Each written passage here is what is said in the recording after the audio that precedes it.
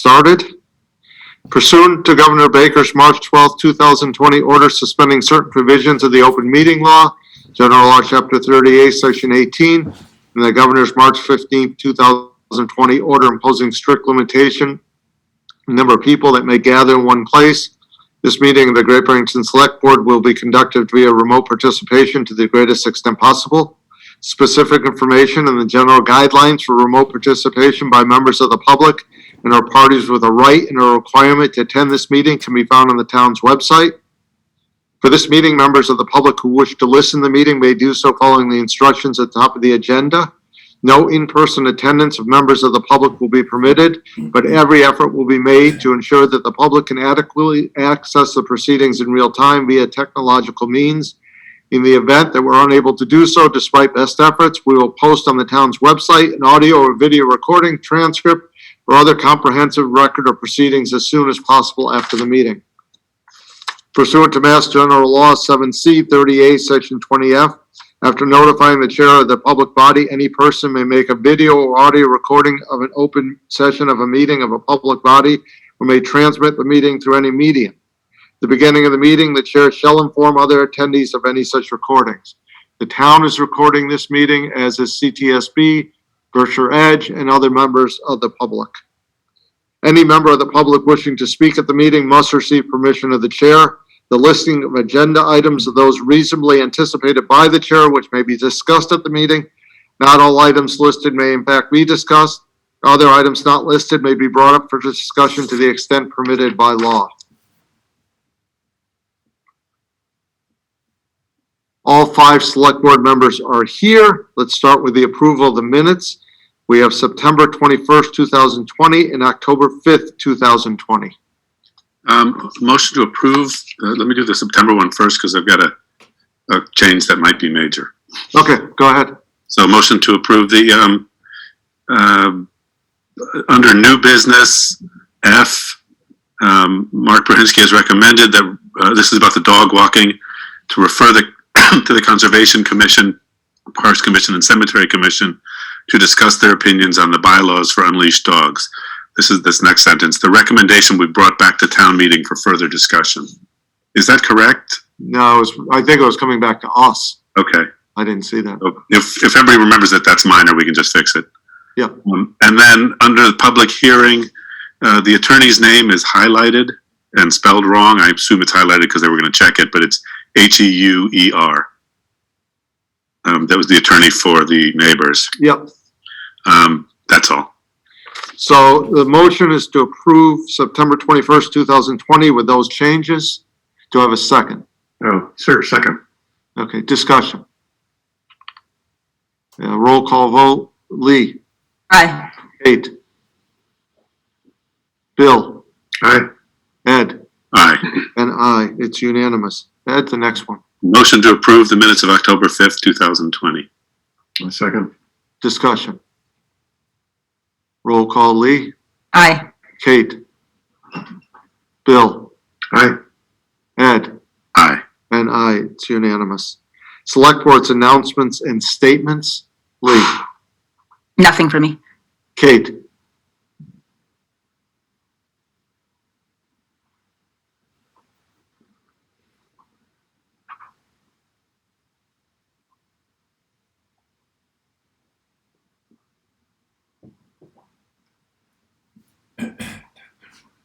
Kate's having some technological difficulties. I'll go to Ed, I'll go to Bill, and then I'll go back to Kate. Bill. Aye. Ed?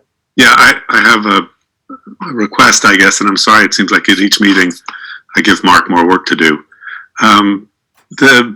We have a special hearing tonight which involves removing trees, and I'm wondering if there's a way to put the tree committee in the process. So I reached out to Holly Hamer, who's the chair of the committee, and she's coming tonight. She'll speak for herself. But if there's I don't want to put an extra burden on people applying, and not just special permits, but probably any time and a project that requires our permitting has major trees. If there's a way just to run it, even if it's just giving the tree committee enough notice that they can look at the packet in time to come to us with this recommendation. That's all. Thanks. Kate? I don't have anything. Oh, That's what we're waiting for. You were waiting for that. Sorry, guys. that's okay. Town managers report. Thanks, Steve. First up on my list is an update on the Housatonic Waterworks standing agenda item for us.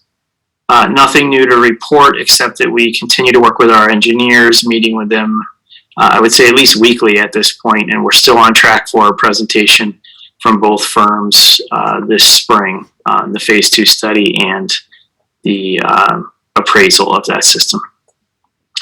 Housatonic Improvement Committee, I did invite both Dan Bailey and Eric Gabriel, Chair and Vice Chair of the Housatonic Improvement Committee, tonight to present just an update to the board on their progress and their overall progress, and then their progress specifically with the Housatonic School. So it looks like they're both promoted, and I'll get back to my updates after this.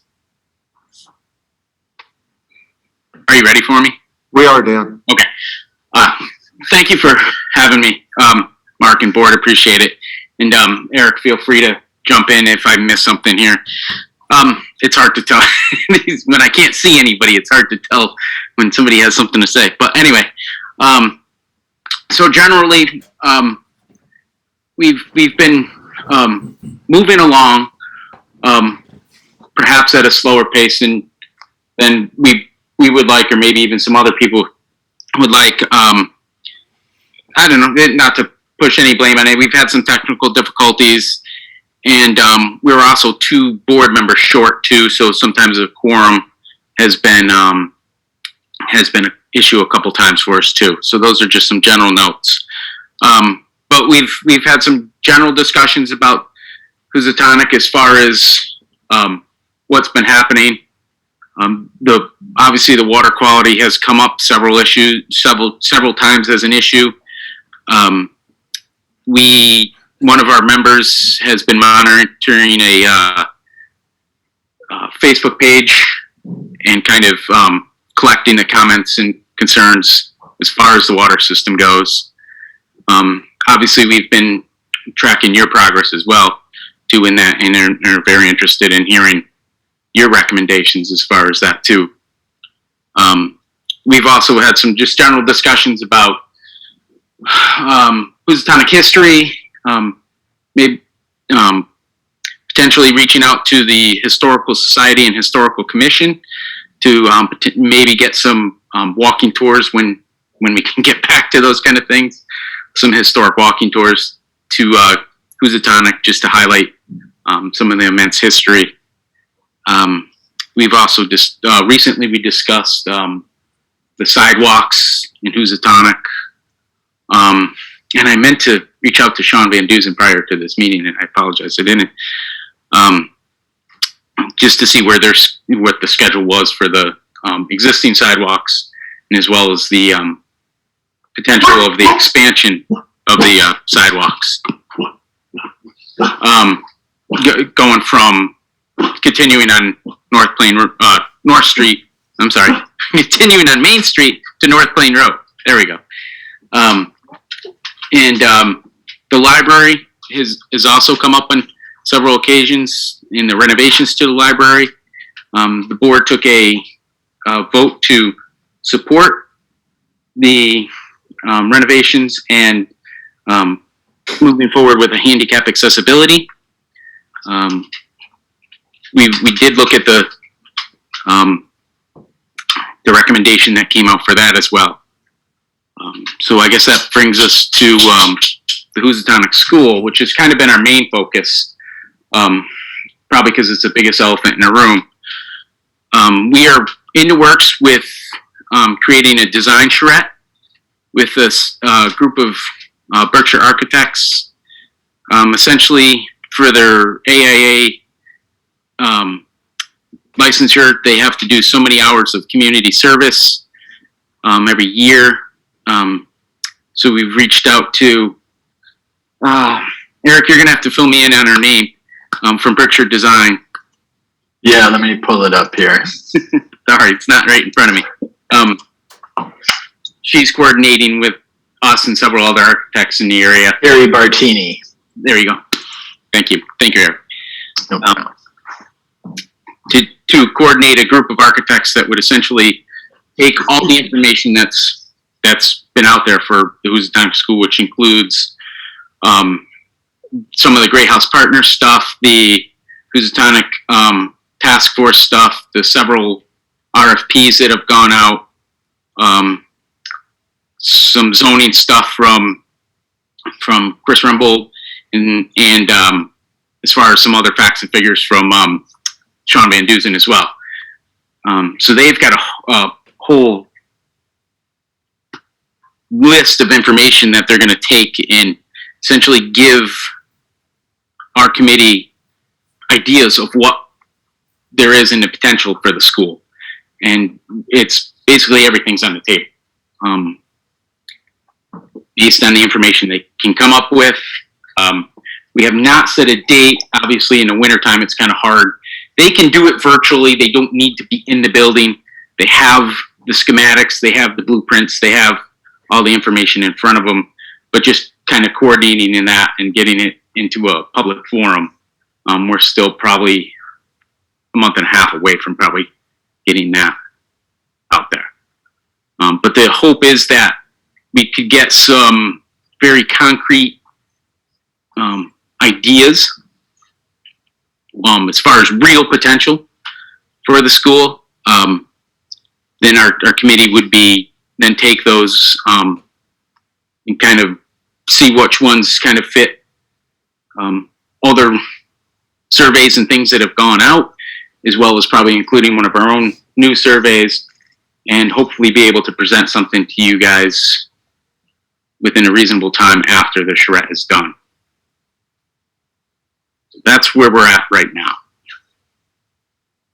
Anyone have any questions, Dan or Eric?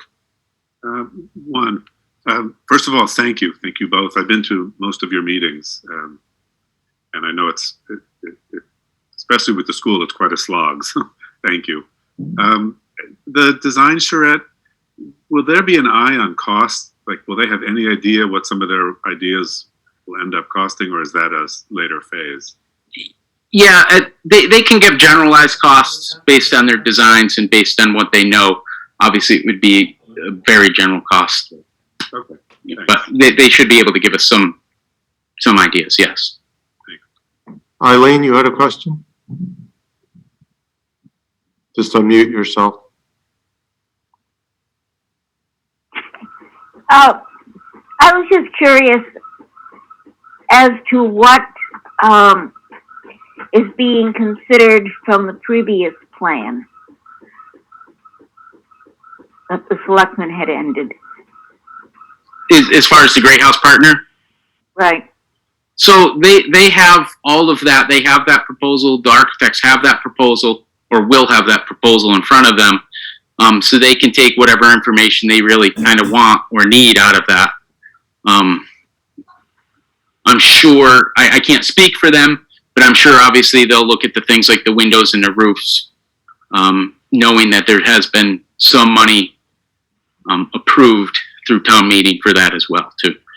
But it's basically everything's open for discussion. From renovation to tear down, I should include that too. So it's not just the fact of renovation. Dan, if I can say a few things too, and I think the point of the charrette also is just to get a whole new set of eyes on the situation. You know, I think Carrie is bringing in, you know, people not necessarily from Great Barrington, and just like a fresh set of ideas and the whole sort. So I do think they're, like Dan was saying, they are going to look at the old plans, but just as a, like, this has already been attempted, or, you know, taking some of the information that's been existing and using that to try to move the building forward. Trevor Forbes. Thank you, Mr. Chairman, and thank you for taking my question. Dan and others, I'm just concerned that the eyesore that is the school in Housatonic appears to be deteriorating dramatically, inevitably, in the weather that we're having at the moment during the winter. There are broken windows. The roof seems to be in very bad repair. I understand that necessarily the plans that you're dealing with the charrette do take time, and this is probably not going to really progress very much until we get to the spring. Is there nothing that can be done to at least protect what is left of this building prior to a decision being taken as to what we're going to actually do with it? It looks like an eyesore at the moment. No, and I understand your point. We're really talking about the Housatonic Improvement Committee, and that's more of a question for Sean.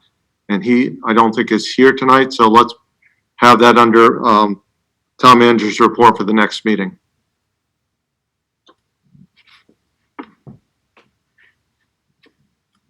Let's see, Michelle had her hand up and it's gone. Oh, there it is again. Michelle, go ahead. Thank you, Chair.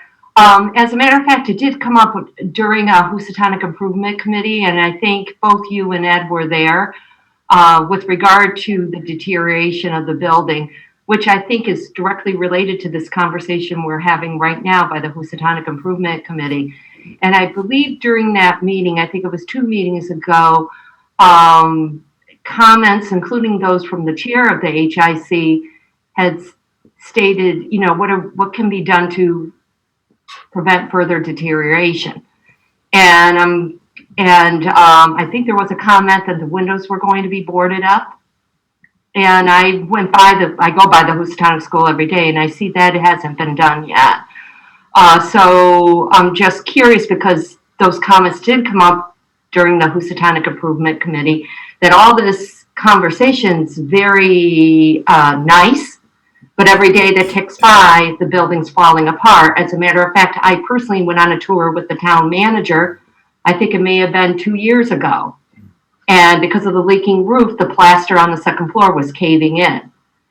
So that was 2 years ago. So I'm curious how the Housatonic Improvement Committee is doing this charrette, but in the meantime, the building's caving in because of neglect.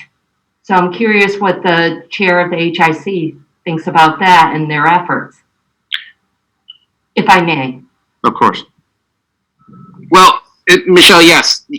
Obviously, you know my position on the building as far as the building, but also as somebody who's had his hands in construction for well over 20 years, knowing that water is not a building's friend.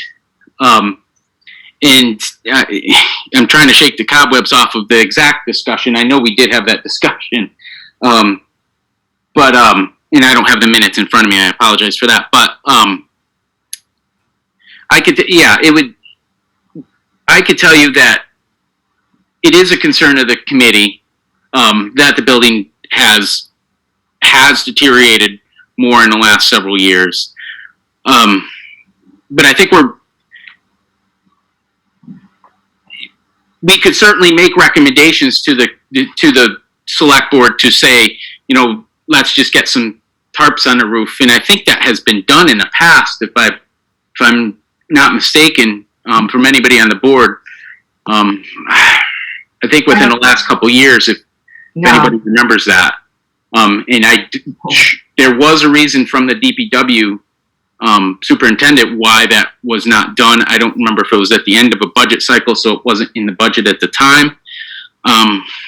But, you know, as far as the HIC is concerned, we are aware of the situation. But, you know, it's other than asking why we can't get some temporary fixes on there, we can formally do that right now. I can simply say, you know, I think I take enough leeway in talking for the committee and saying, you know, what can be done to get some at least preventive measures going is to keep it from deteriorating more. It'll be on the next agenda. Okay. on Thank the town manager's report. Anyone else? Lee, Kate, I'm sorry. And Lee. Go ahead, Lee. No, I was following up with what we were just discussing. I mean, for me, that seems to be the number one priority, is to stabilize the building and make sure it's protected. So I would hope that would be the number one priority of this committee. So, but I look forward to hearing more at the next meeting. Thank you. Kate?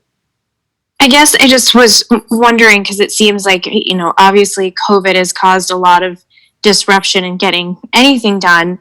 But I'm wondering, Dan and Eric, if there are things that we could be doing as a town or board to support the work that you're doing. If there's anything you need from us at the moment. The short answer to that would be, we do need at least two more people on our board. That, just for logistic reasons. I know recently Ed has been going to the meetings. Steve has showed up a couple times as well. So I think just having you guys there, hearing some of the conversations, certainly helps. We were put together as a board to give recommendations. Obviously we have concerns about the condition of the building, but I don't know if we weren't put in charge of the building, so to speak. We were a Housatonic Improvement Committee. So I think I'm going to shift some of that blame back to the select board, being that it is a town-owned building. It's not oversaw by the Housatonic Improvement Committee. You are correct, Dan.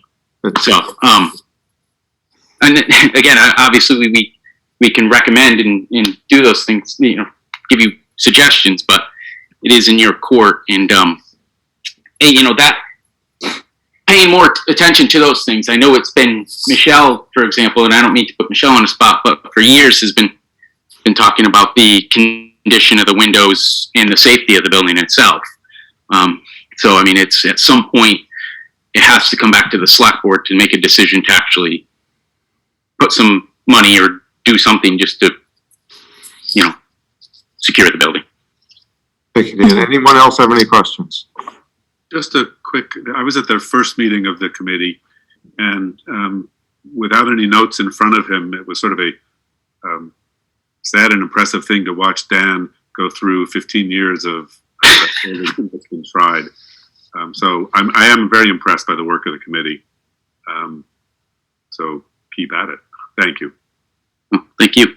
Dan, Eric, thank you very much. Thank you. Yep. Appreciate it. And we'll keep you posted as soon as we find get a finalized date for that charrette. Obviously, you'll be notified. It will be a public meeting, obviously, and those are the other logistic things that we're kind of working through in the next couple meetings as well, too. So. Right. Michelle, did you have something else you wanted to say? This is a technical thing. For some reason, Ed's audio is somewhat soft. Everyone else is coming through loud and clear, but when you speak, Ed, I have to really turn up the volume. Sorry to interrupt because of That's that. okay. That's fine. Anyone else have things to say? So I'll No, sit don't- closer and enunciate. Yes, speak louder, shout, and enunciate. That's correct. Mr. Forbes, did you have something else you wanted to say? I just wanted to ask that if something actually happens to the building as it's deteriorating, obviously quite rapidly at this particular stage, something falls off it and somebody gets hurt, who's responsible? It's a town-owned building. So the town holds the responsibility for that. That's correct. Okay, thank you. Okay. Mark, move ahead, please. Okay. If I could just mention that I will ask Sean Van Dusen, our Public Works Superintendent, to come to our next meeting to provide an update. But we are aware of the issues at the school. His staff does clean up the glass from time to time there whenever we're aware of it. We are checking on it to make sure that it is secured. The police department is also checking on it because we've had some issues there in the past. And my understanding on the roof, And the reason we have not attempted to do anything with the roof right now is because the roof is not in a condition where we can put construction workers up there to install tarps, and we also don't have any funding to do that. So it's a little more complicated than the town just overlooking regular maintenance. So anyway, onward with my updates. The current board and committee vacancies. Just wanted to again mention that we have a number of vacancies on boards and committees, and anyone out there that would like to step up and volunteer to fill these seats, we would love to have you. You can just send an email to my office or give my office a call. We have 2 vacancies on the Affordable Housing Trust, 2 on the Agricultural Commission. One is a regular seat and one is an associate member seat. We have 1 vacancy on the Community Impact Funding Committee, 14 vacancies on the Cultural Council, 2 vacancies again, repeating what Dan said earlier, on the Houstonic Improvement Committee. And just remember that you would need to reside in Houstonic in order to qualify for that committee. 1 associate member on the Planning Board, 3 members of our Strategic Sustainability and Livability Committee, 1 alternate member, or associate member, of our ZBA, and then we will be looking for members to sit on our trust policy committee as well. And I just also wanted to remind folks, while we're on the topic of boards and committees, that nomination papers for elected positions are available now and are available through March 19th at the town clerk's office. And the last day to submit those papers is Tuesday, March 23rd. So next on my list for updates, the fairgrounds property. This was a topic we discussed at a recent meeting, and at the board's request, Chris and I met with a representative from the fairgrounds board.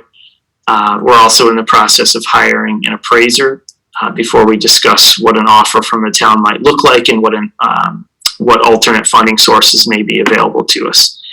At this point, I would suggest holding off until we have the appraisal in hand, holding off on any further discussions, and then schedule an executive session under Purpose 6 to discuss next steps. So, Mark Garfield has his hand up. Garfield, briefly.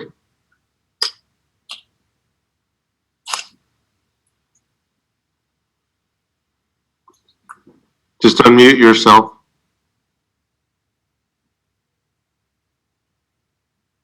That was a mistake. I have a Okay. lower hand here, it says. No problem. I lowered your hand. okay, next on my list is Memorial Field, also a topic of discussion recently, and I was asked to provide an update. So the improvements to Memorial Field that we are looking to complete would be the installation of a new backstop, new dugouts, new bleachers, and ADA access. So despite a delayed start due to an agreement we had with the developer next door to complete those improvements by December 1st of this year, we as staff are proceeding with engineering, and we expect that we'll be able to complete this work over the next 2 seasons using both existing parks funding and possibly, hopefully, some CPA funds. And next up on my list, Main Street bus shelters. I'm pleased to report that we'll be installing 2 new bus shelters on Main Street, thanks to the work of Chris Rembold, our assistant town manager, Sean Van Dusen, our DPW superintendent, and our intern and regional transit chair, Tate Coleman. The first location in the northbound direction on Main Street will be in front of the former Hong Kong Buffet near BCC. And the second location in the southbound direction will be just south of the town hall exit driveway. Both are highly visible locations. Both will have minimal impact on parking or traffic, and the cost for each of these shelters is roughly $2,500 plus the site work, which includes laying a concrete pad. So I just wanted to say thank you to the Regional Transit Advisory Board for their work on this. This is another step forward for us in completing or creating a complete streets program. So thank you. And finally, signs. I just wanted to circle back on a couple of discussions we've had recently on Lover's Lane and the Taconic Avenue and North Plain Road underpasses. So new signs for Lover's Lane they've been ordered and they'll be installed as soon as they arrive, probably within a few weeks. And as far as the approach for both underpasses, the North Plain Road and Taconic Avenue underpass, we're looking into right now purchasing and installing dynamic solar LED signs, which would be installed from each direction on both roads, and they would flash and warn drivers that there's a low clearance underpass ahead. So it may not be exactly like this, but something along these lines. And they would be installed, we're looking at maybe a late spring install on those. They're a little more expensive, and a little more planning will have to take place before we get there. But we're making progress, and that's all I have. Thank you. Thank you very much. Any questions from the board? Moving ahead under licenses and permits, Sandra Matthews, the Coffee Bar GB LLC, DBA Two Flower for an annual common victual license at 34 Railroad Street. Do you have a motion? Motion to approve? Do you have a second? Second. So I have a second from Lee, a motion by Ed. Is there anyone here from, is Sandra Matthews here? I don't see anyone, which is fine. I was going to give them a chance just to publicize their business. Any questions before we take a vote? So I have a motion and a second. Lee? Aye. Kate? Aye. Bill? Aye. Ed? Aye. And aye, it's unanimous. Next, we're going to put 5B and 6A together because it's they're the same area that we're talking about. So it's a recommendation to the ZBA on special permit application number 91821 from 17 Mahawi Group LLC, Brian Hazelton, for expansion of a non-conforming structure at 17 Mahawi Street, and a special permit application from 17 Mahawi Group LLC, Brian Hazelton, Great Barrington, for a mixed-use development at 17 Mahawi Street, consisting of a single family home and a contractor's yard per zoning bylaw section 3.1.4 F1, and an increase in impervious surface in the water quality protection overlay district per zoning bylaw 9.2. I need to have a motion to open the public hearing. So moved? And second. So I have a motion by Ed, a second by Bill to open the public hearing. It's a roll call vote. Lee? Aye. Kate? Aye. Bill? Aye. Ed? And aye, it's unanimous. So, Mr. Egan, why don't you start us off? Thank you, Mr. Chairman. As you suggested, we've got several items pending before the board this evening. So, if you will, I will go through a general overview of the project, and then I will speak to the ZBA special permit application, and then speak to the special permit applications pending before the select board. With me this evening are Brent White from White Engineering and Brian Hazelton, the owner of the property at 17 Mahawi Street. The property is owned by an LLC, 17 Mahawi Group LLC. However, there are two structures at the property. One is a single family home, which is occupied by Mr. Hazelton and his family, and the other structure at the property is a barn. As the application states, and as you've stated, we're seeking the mixed-use development in the MXD zone. The mixed use would be that of a single-family residence pursuant to section 3.1.4A1 of the Town of Great Barrington zoning bylaw. and a contractor's yard pursuant to section 3.1.4 F1 of the bylaw. The other application is for a special permit with respect to the Water Quality Protection Overlay District increase of impervious area pursuant to section 9.2. And then, as I stated, the special permit application pending before the Zoning Board of Appeals is for the expansion of a pre-existing non-conforming use pursuant to sections 5.3 and 10.4 of the Great Barrington zoning bylaw. As I stated, Mr. Hazelton and his family reside at the single-family residence located at 17 Mahawi Street, and there's a pre-existing non-conforming barn that dates to the 1920s as reflected on Sanborn insurance maps. The pre-existing nonconformity with respect to that structure is the fact that it's in the rear setback, which is located to the south of the property. So let me just speak to what Mr. Hazelton's plans are. He operates a construction company called Wood to Stone, which he seeks a special permit for a contractor's yard. Now, contractor's yard admittedly is a broad term, and it can engender, thoughts of all kinds of activities. We've proposed special conditions, which I will speak to shortly.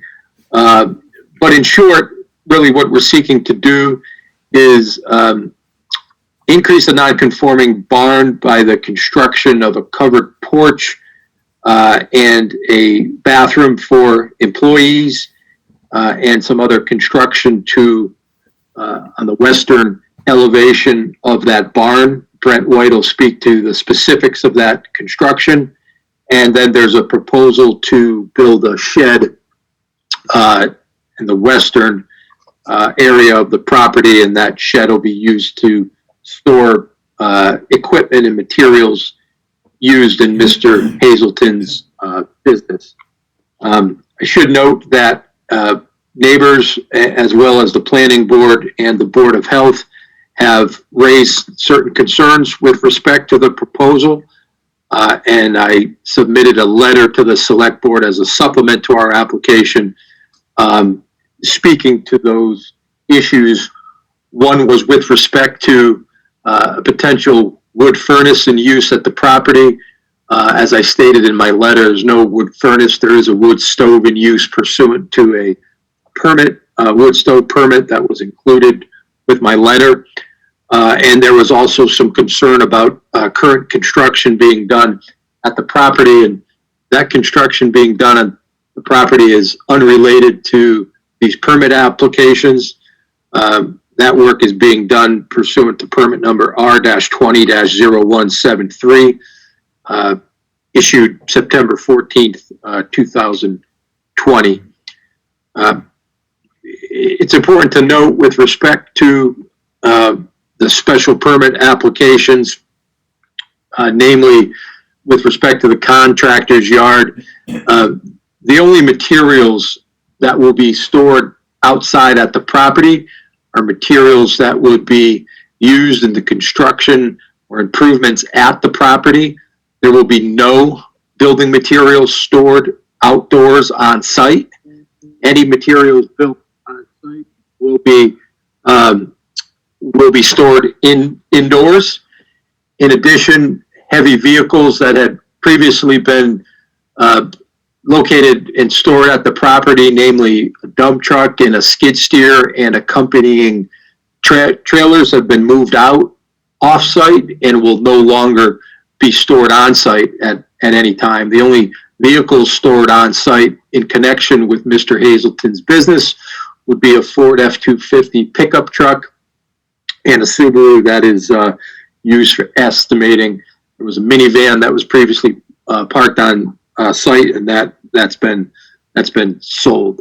So with respect to concerns regarding dust and noise and other things created potentially by heavy equipment.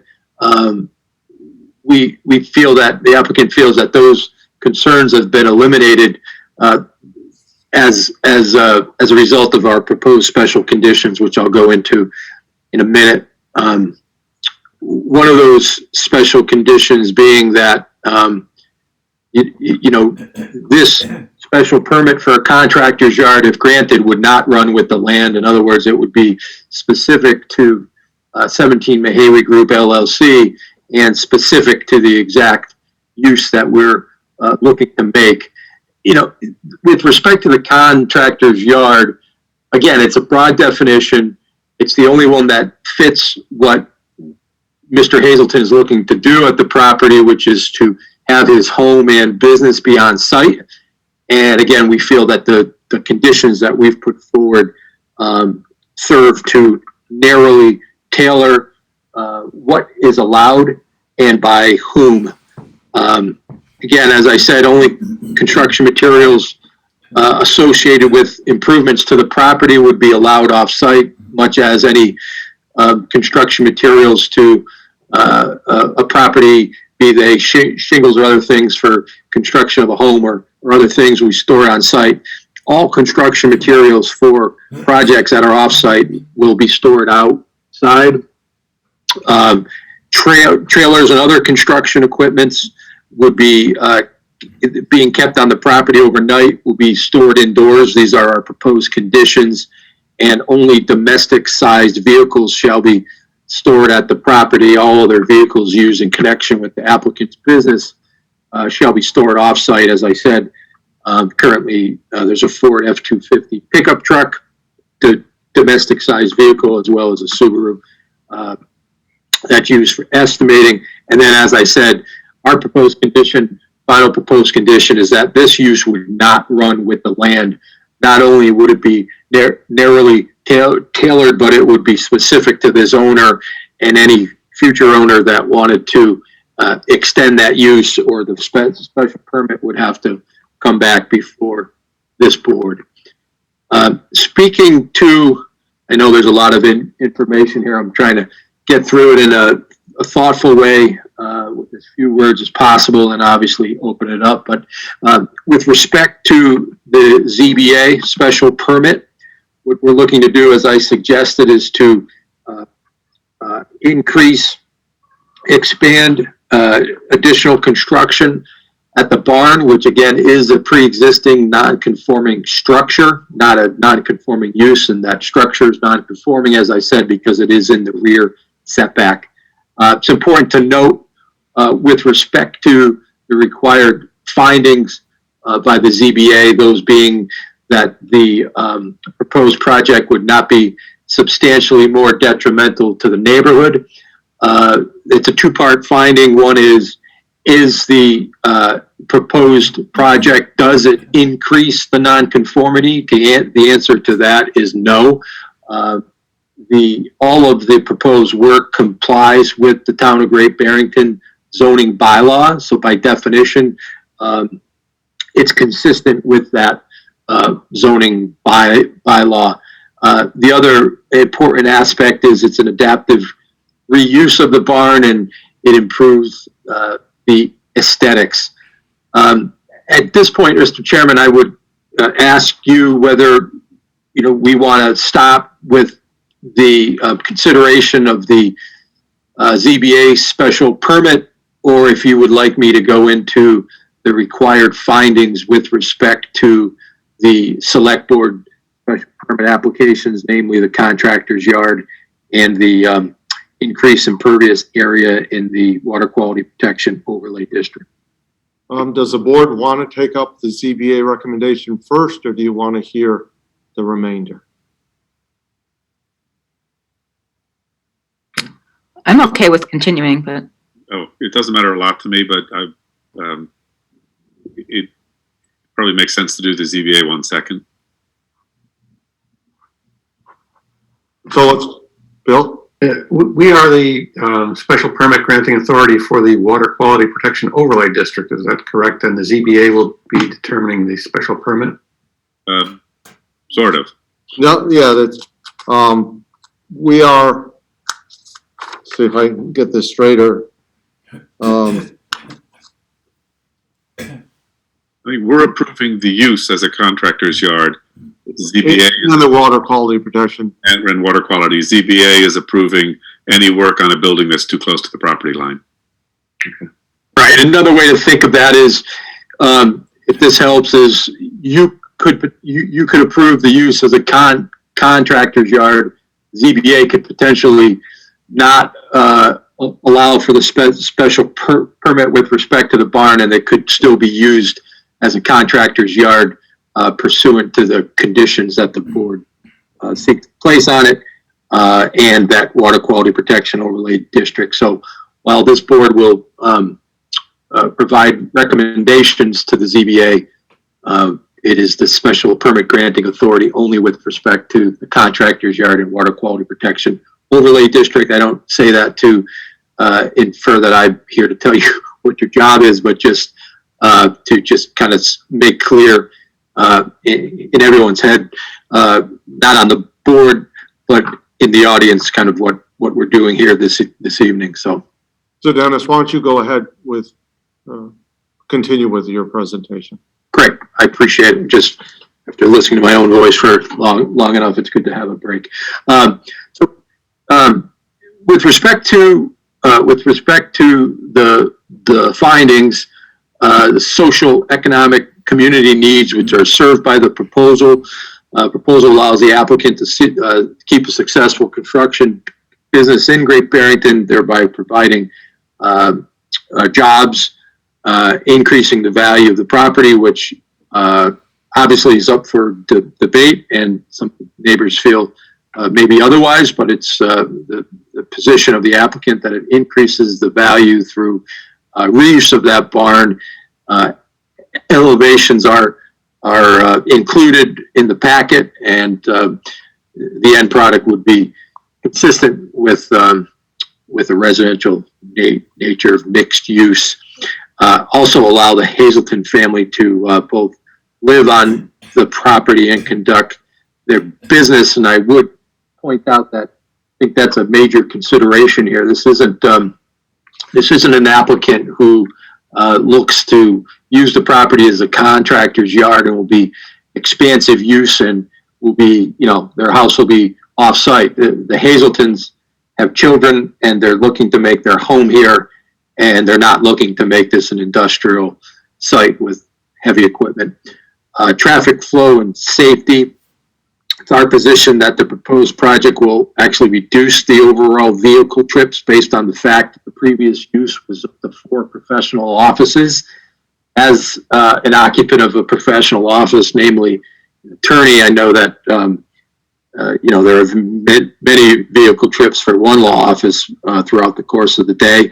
The vehicle trips here will mainly consist of Mr. Hazelton leaving in the morning, coming at night, hours of operation 8:30 to 5:30, and some clients coming to the office just as a client would go to a professional office. So really no difference. We're not making, not seeking a difference based on the nature of the business. And then I would just note that the amount of proposed parking exceeds the minimum requirements set forth in the bylaw. With respect to adequacy of utilities, the property is currently served by municipal water and sewer and will continue to be served with minimal increase in the contribution of flow as a result of the employee restroom. With respect to neighborhood character and social structures, the project as proposed allows for the ability for single-family residents as well as the business to function on the same parcel, centered on a street which contains both residential and commercial uses as allowed in the MXD zoning district, and the proposal will facilitate a variety of business and housing opportunities, both purposes of the MXD zoning district. And I would also add that this is an adaptive reuse as set forth in the Town of Great Barrington master plan. the impacts on the natural environment. Again, Brent White will speak more to this, but the project as proposed is actually a number of improvements to the natural environment. First and foremost, applicant seeks to remove a number of invasive and hazardous trees that threaten the subject parcel as well as surrounding parcels, and the applicant seeks to replant healthy fruit-bearing trees along the frontage of the property to provide a natural screen. Finally, the proposal, really brings this property into compliance. You'll hear and have heard in the submissions of neighbors of some of the historic use of the property, and just in the spirit of acknowledging that there was confusion when this business was brought on site.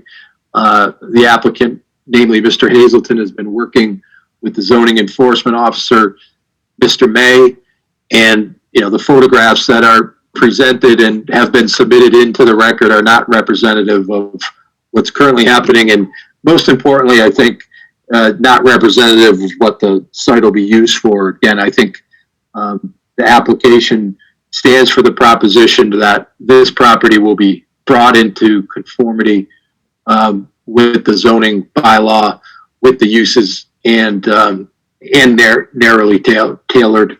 And then just finally, with respect to the potential fiscal impact, including the impact on town services, tax base, and employment, provide numerous fiscal benefits to the town, including increased value, increased tax collection through assessments, additional personal property taxes, and also allow for a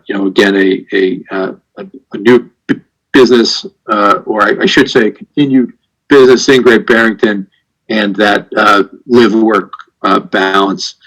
With that, I would turn it over to Brent White just to speak to the Water Quality Protection Overlay District and some of the other components of these special permit applications.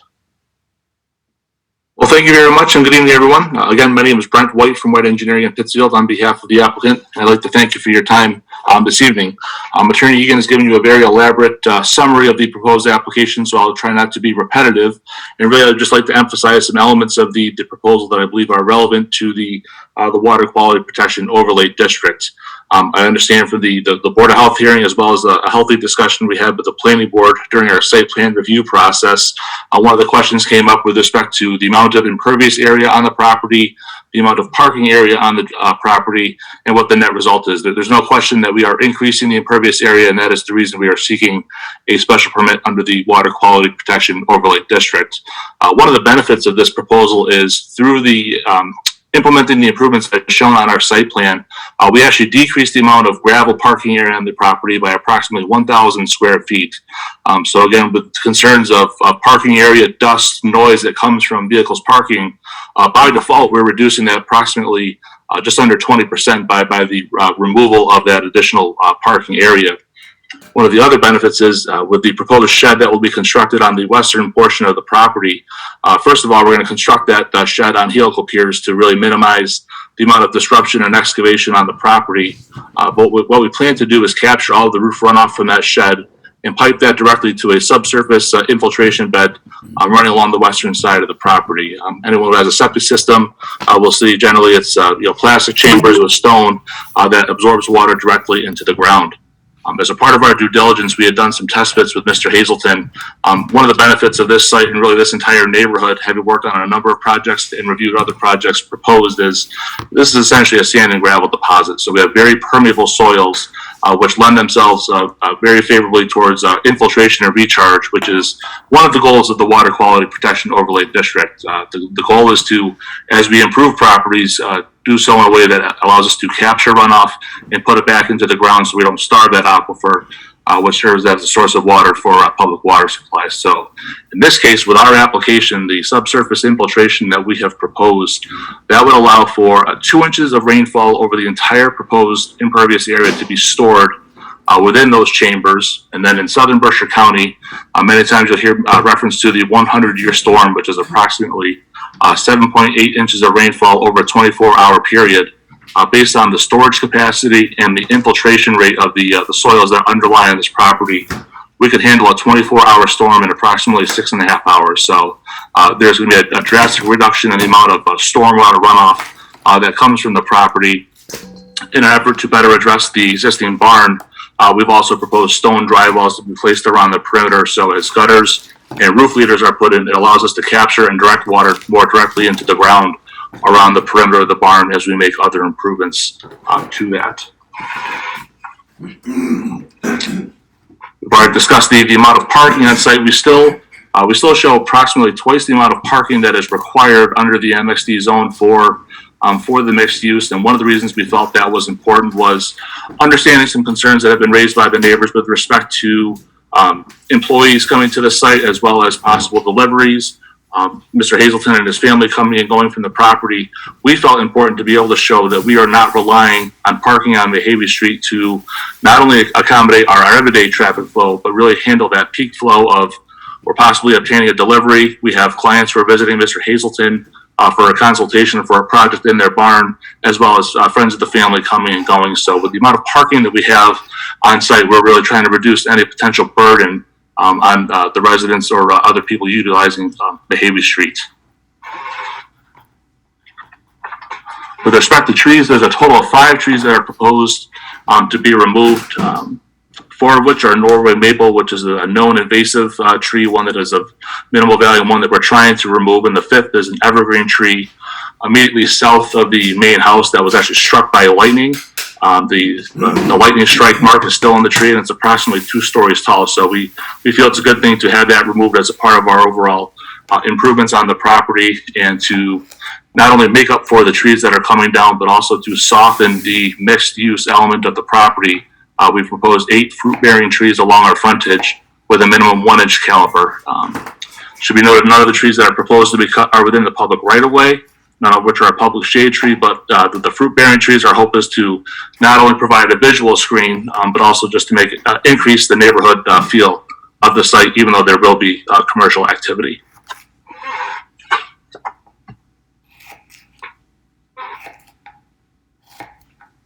At this point, I think those are the only items that I have to add that Attorney Egan has not described, but we're certainly happy to answer any questions that you might have. Thank you. And the only thing, Mr. Chairman, if I may add, I just wanted to add that there will be no fabrication or manufacturing at the property. By the applicant's own admission, there have been mistakes made in the past out of ignorance. Again, he's worked closely with Mr. May as what is allowed and what's not allowed. And so we just don't feel that what's happened in the past is in any way indicative of what's going to happen going forward. Again, Mr. Hazelton and his family make the property their home, and they wish to continue the residential nature of the property and the neighborhood. So with that, I'll turn it over to the board for questions. Well, we'll first take people to speak in favor of opposition, then we'll take questions from the board. So anyone who wants to speak either in favor or opposition, you will have 3 minutes. Residents of Great Barrington, Housatonic, please, you'll state your name and address. So we'll start with David Souls.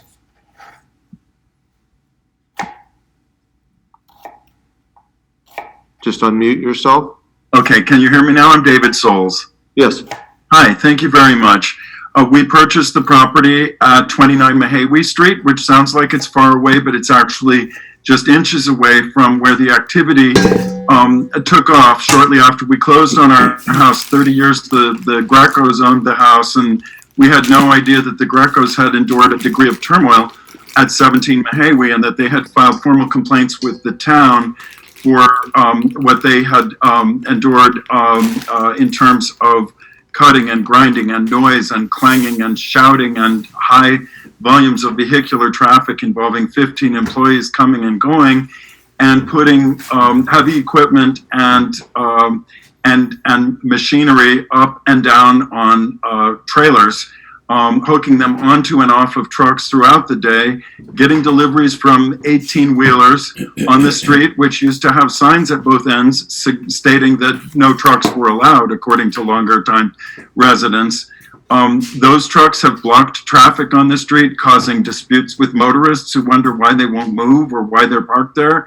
The street, as you know, is only 23 feet wide, and it's intended for pedestrian traffic with its sidewalks, which are sort of melded into the street bed, and people routinely have to park on the sidewalks in order to accommodate cars and still let cars go back and forth on the street. It's also used for ambulances to get to the Fairview Hospital. We came to Mahawi Street after 17 happy years in a mixed-use area. We're perfectly comfortable with what it means to live in a light commercial district where there's comings and goings from lawyers and architects' offices. We are very comfortable with a dozen or 24 other businesses that quietly exist on the block.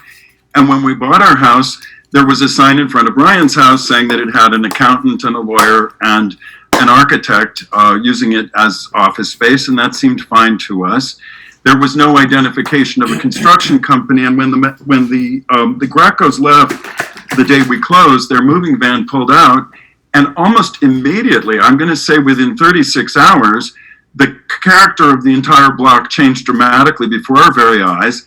We got to experience up close and personal with front row seats what it's like to live next to an active construction yard, and that went on for 10 weeks until the neighbors who'd already been on the block invoked the cease and desist order and asked the town to step in, which they did. And Brian and Wood to Stone have been very compliant with that cease and desist order. But I can just tell you that during the period from our closing in July up until October 15th, it was astonishing. We couldn't even tell you the extent to which it reinforces what zoning is all about. The character of what was going on their property with all of the shouting and commotion and activity and the verticality of equipment, even when it's put on trailers and then even just parked there overnight, things the size of trees, basically, when you stack. Words can't even express just how dismayed and astonished we were at the way that the neighborhood had transformed. So, I mean, in closing, I would just like to say that I think the best proxy for how someone would act under a special permit is how they acted when they were under a cease and desist order. That cease and desist order, unbeknownst to us until it was re-invoked on October 15th, should have prevented the kind of activity that we saw and that causes us to come this evening and express our profound hope that the select board will take a stand against this. We feel that the Mahawi Triangle presents a very positive blend of light commercial and residential uses. It's very small. I think everybody knows what I'm talking about. It's arguably sort of chewed up by both Route 23/Maple Street and South You would Main. just wrap up. Your time is up. Okay, thanks. That's it. Thank you very much, Mr. Schultz. Mary Ann Norris?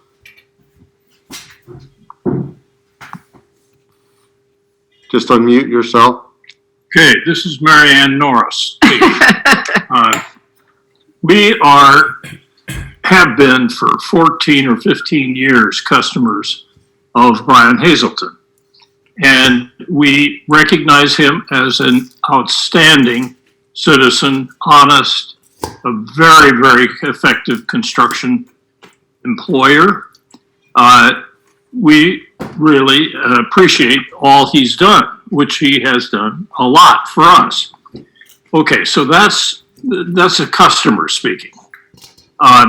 As a citizen of Great Barrington and one who recognizes some of the challenges we have as a community, I frankly feel very, very strongly that by encouraging employers such as Brian Hazelton,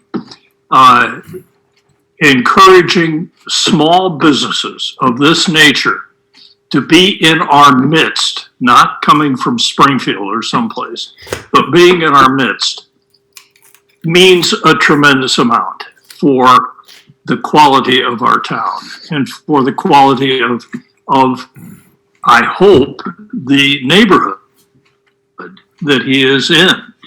I will admit, I am not a neighbor right next door to this, but we have had a lot of Brian's equipment around our house for years.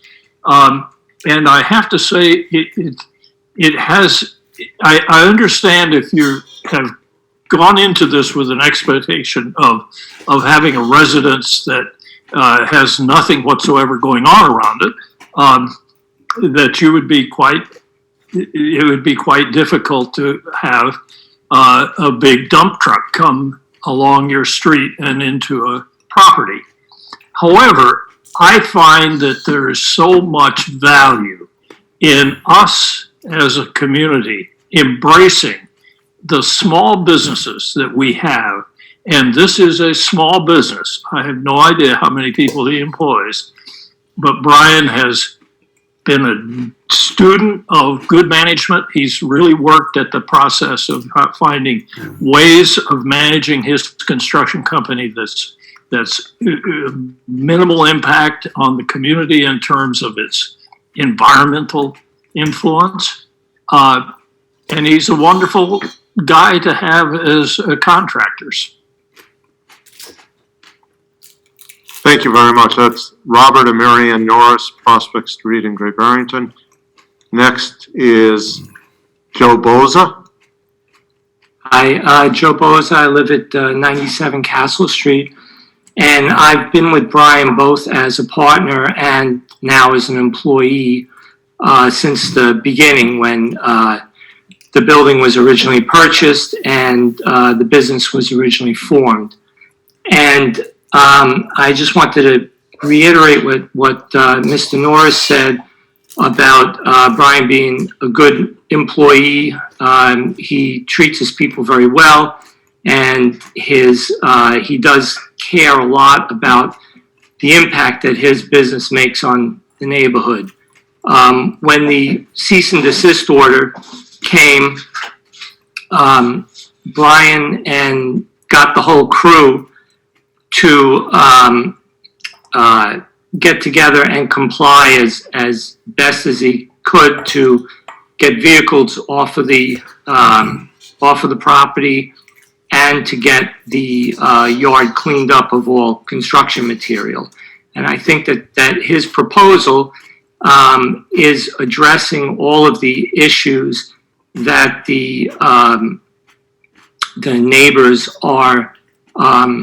have issue with. And as far as having a place to store the big equipment off-site, having a place to store any materials that will be stored inside and out of sight, and having a place to store small trailers and small equipment inside and out of sight. And I think that with the restrictions that he has put on himself with this proposal, I see no reason why the board shouldn't approve it. I think it will be a very low impact business going forward. Thank you. Thank you. Dan Bailey? Thank you, Board. Just a couple quick points. Name And I'm and gonna, address, Dan, please. oh, I'm sorry, 207 North Street in Housatonic. Thank you, Dan. Thank you.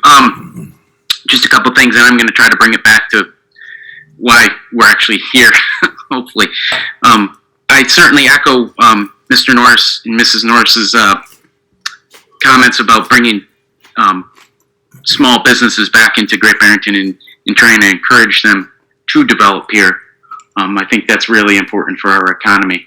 I certainly feel for the neighborhood. It's, if any kind of disruption is never a good thing for a neighborhood. But I think overall, having small businesses in a tight neighborhood, as long as they're controlled properly, can really enhance the town overall. But now bringing it back around to why this is in front of the board as far as the water protection, water quality protection overlay district. It sounds to me, listening to White Engineering's report as far as the water and the water runoff and the proposal to repurpose the barn. It seems to me that that is the key to approving this tonight. It's the efforts are being made to protect the water quality that's in question at this point. I know it's very difficult, having sat in your position, to sometimes look past some of the emotion that comes from some of these neighborhoods. But at the same time, I think you have to kind of look at what the issue at hand is. And I just encourage you to look at the science and the engineering and the studies that have been done by White Engineering and the proposals that Mr. Hazelton has, and consider that for approval of this project. Thank you, Dan. Michelle LeBear. Michelle LeBear, 70 Division Street. Thank you, Chair. First of all, I grew up here and I know Mahawi Street well. And I know there was a plethora of law offices on that street, as well as the chiropractor's office. And I just want to say, no way is a law office, comparing a law office to a contractor's yard. And my father being a builder and being a kid hanging with my dad at his contractor's yard, you're not comparing apples to apples. Also, I know firsthand, hiring a contractor to work on your house and living next door to the contractor's yard, totally two different things. And so at the end of the day, those contractors leave your yard and go somewhere else and you enjoy the quiet. So that's another point. Also, I believe that this permit may open a can of worms. On January 9th, 2020, the planning board was discussing bylaws, and one board member was very anxious to allow contractors' yards in residential areas. The minutes of the January 9th meeting don't reveal this, but I vehemently opposed it and actually stood up, and I was quite angry because, in my opinion, we're destroying our residential areas. I also feel we're rewarding businesses who are not operating within the parameters of the law, but with a permit. I live in a neighborhood where one such business operated for a year without a permit, and later was just granted the permit, was allowed to continue to operate and granted a permit. I would like to know, would a citizen who's putting up an addition on their house or a new roof and didn't have a building permit to do so be given the same courtesy? Mr. Bailey mentions about small businesses as long as they're controlled properly. Great Barrington does not have the greatest history in enforcing its permits.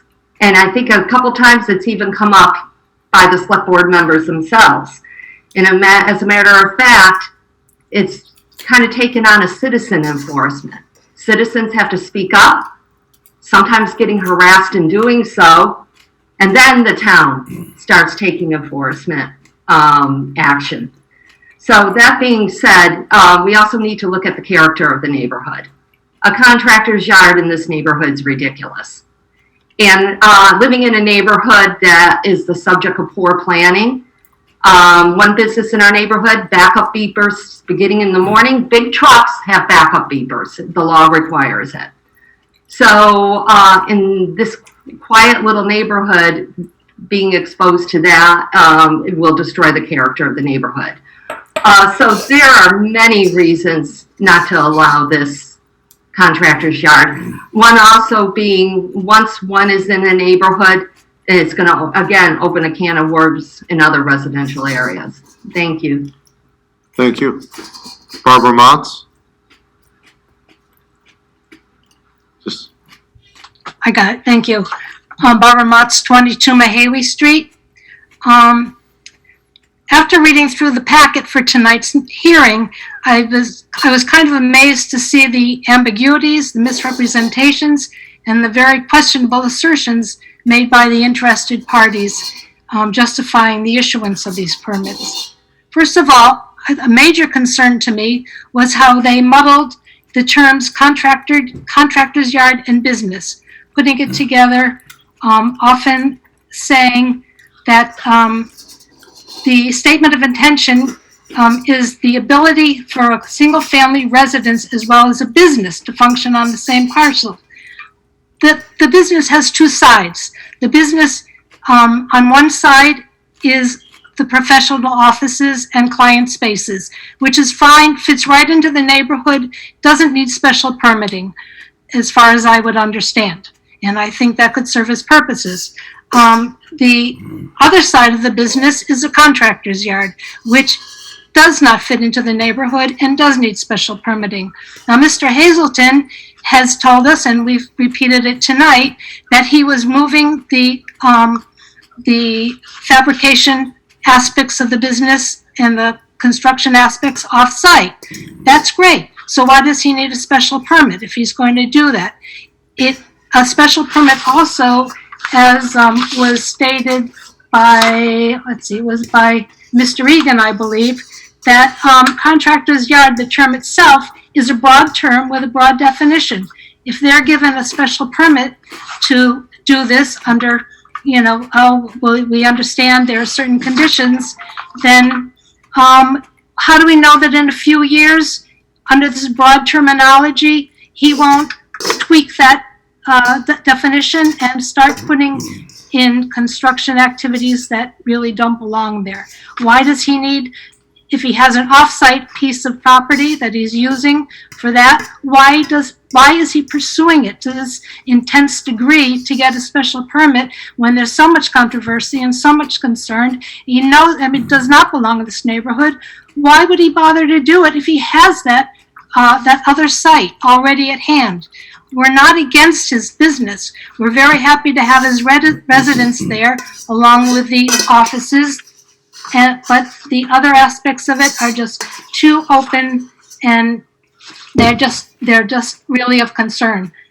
And as far as the fiscal benefits, yes, that's been covered a little bit, our concerns. But if the fabrication work this is also ambiguous. If the fabrication work is moved off-site, as Mr. Hazelton has stated in his letter of February 9th and other times, it would follow that the benefits of employment opportunities would not depend on the special permit being issued for the property. And there's also a number of problems. Just again, the language is ambiguous and misleading when they talk even about the trees.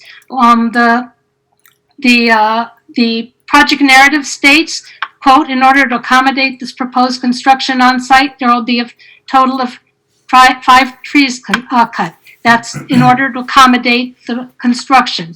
But on the other hand, the overview states the removal of the trees is because they threaten the parcel. Which is it? Is it hazard or is it inconvenience? I don't understand the ambiguity there. Barbara, if you just wrap up, your time's up. Okay, I just want to say I feel really compelled to take issue with the draft findings of fact and basis for the select board response. This to me appears to represent nothing other than a predetermined outcome of what I thought would be an unbiased process. Is this normal procedure? To me, it raises many concerning questions about the town's entire process of special permitting. It looks like it's a predetermined acceptance of this permit. And it's also. I'm not even sure how you can say that, so I think we'll wrap up right now. Can I just say, Your time is up, you're past 4 minutes. My husband would like to say his own piece, is that Okay, possible? then you'll have to get back in line because I have someone ahead of him. Okay, thank you, Yeah, and I'll allow him to speak. thank you. Tom Doyle?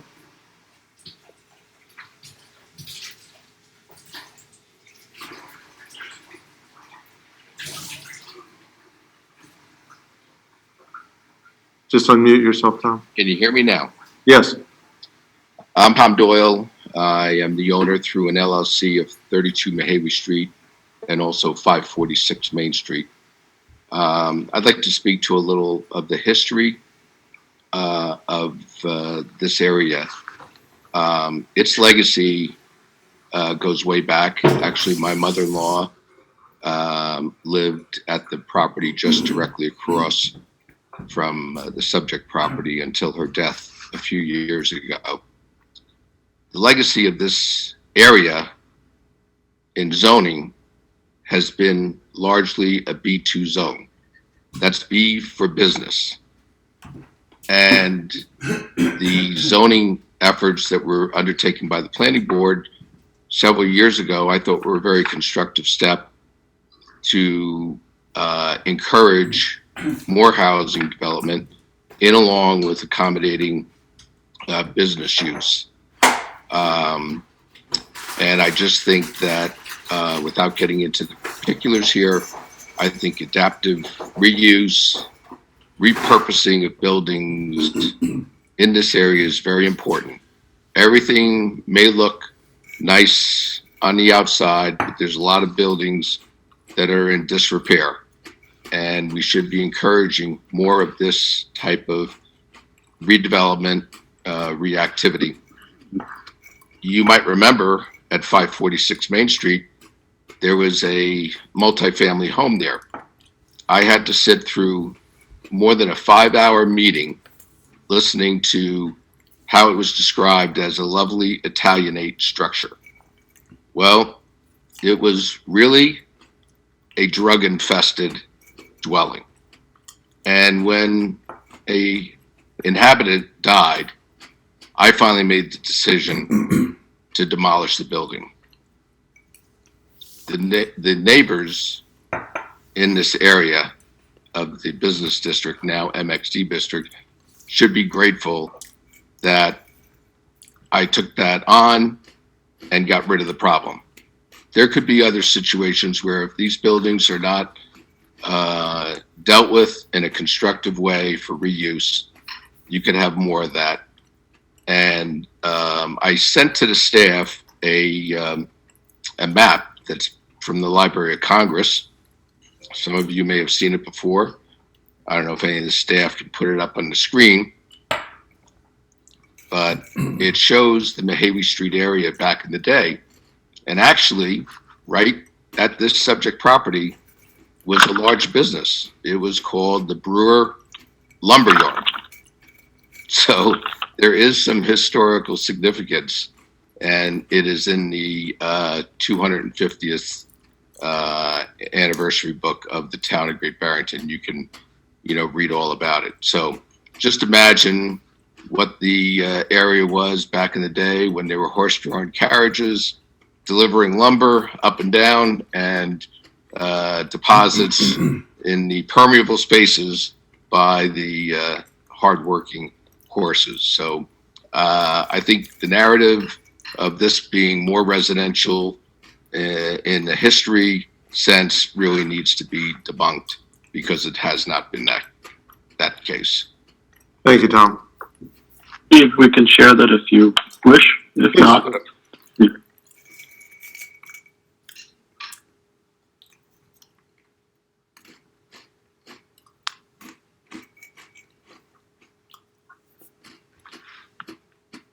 I think Chris is sharing it. I think so. Steve, did you want that shared? Yeah, go ahead. Okay.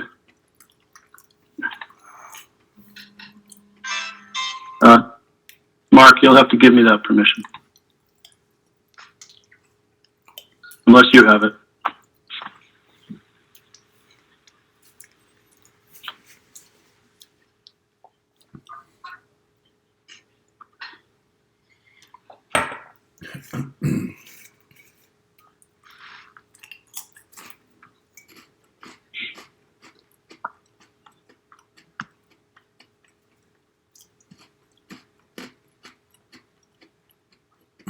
Mark, can you enable screen share?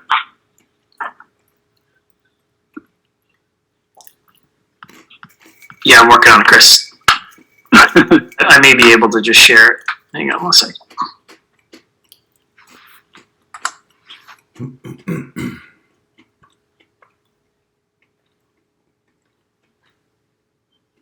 May I ask when this map is from? Yeah, Library of Congress. I don't have the direct citation, but it was back in the late 1800s, I believe. it's cited in the 250th anniversary book. Might have to, unless everybody wants to crooked their neck, you might want to.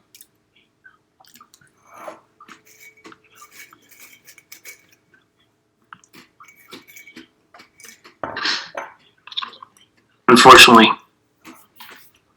Okay. it's the only way I could share it. Okay. So you're looking at Main Street and Mahawi Street intersection. You'll see what was formerly probably a lovely Italianate house that I mentioned had to be demolished due to the illicit activities going on there. Number 19, the U-shaped building is also referenced in the map and in the 250th anniversary book.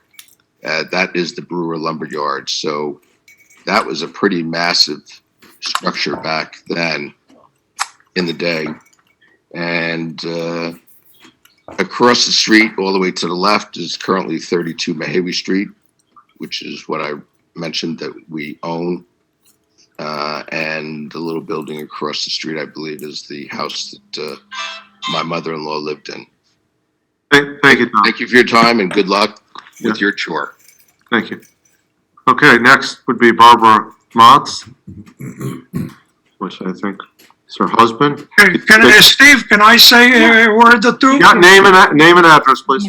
I didn't hear you. Name and address. Hi, my name is Eli Matz. I live across the street, 22 Mahawi. Thank you. Go right ahead.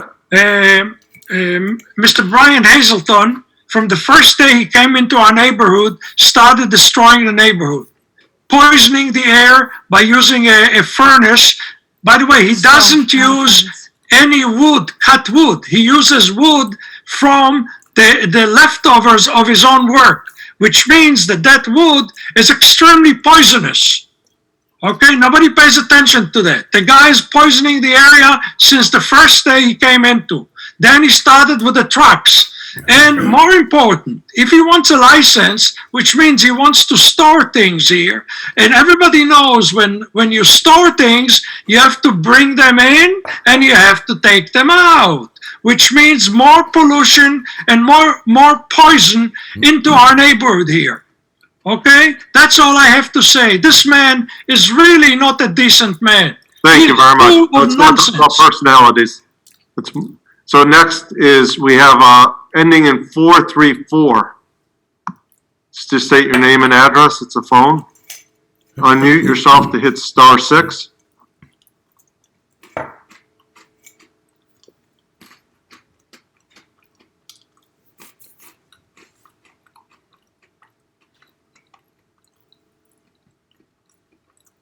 If you can hear me, just hit *6 to unmute yourself.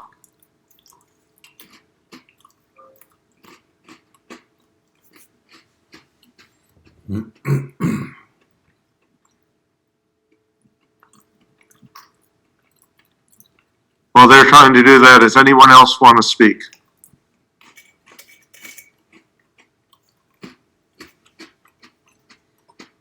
Mr. Chairman, at the conclusion of the public comments, our team was hoping to respond to some comments raised before you entertain closing your hearing, please. We will not be closing the hearing until the board asks questions, so that's fine. Thank you.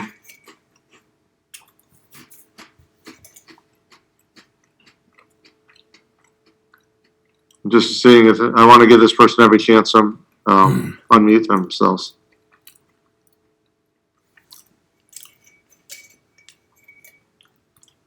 So until we close the public hearing, I will let that one person speak.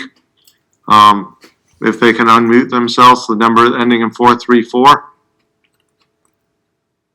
Okay, Lee, you wanted to add something on? Yeah, actually, I'm just realizing I am an employee of one of the abutters, which is Construct on 41 Mahawi Street. So I believe that it's in the best interest of everyone involved for me to recuse myself from this before the board starts to deliberate. So Thank you. Thank you. Okay, so now I will turn it over to the board for questions. And Dennis, does your client want to make a comment before the board's questions? Yes, Mr. Chairman. He received some letters of support this afternoon that he was not able to get to the board. So I think he just wants to make a comment on his own behalf and then read into the record one of those correspondence. Okay, go ahead. Good afternoon, everybody. Thanks for hearing me out. I really appreciate you guys going through the process with this.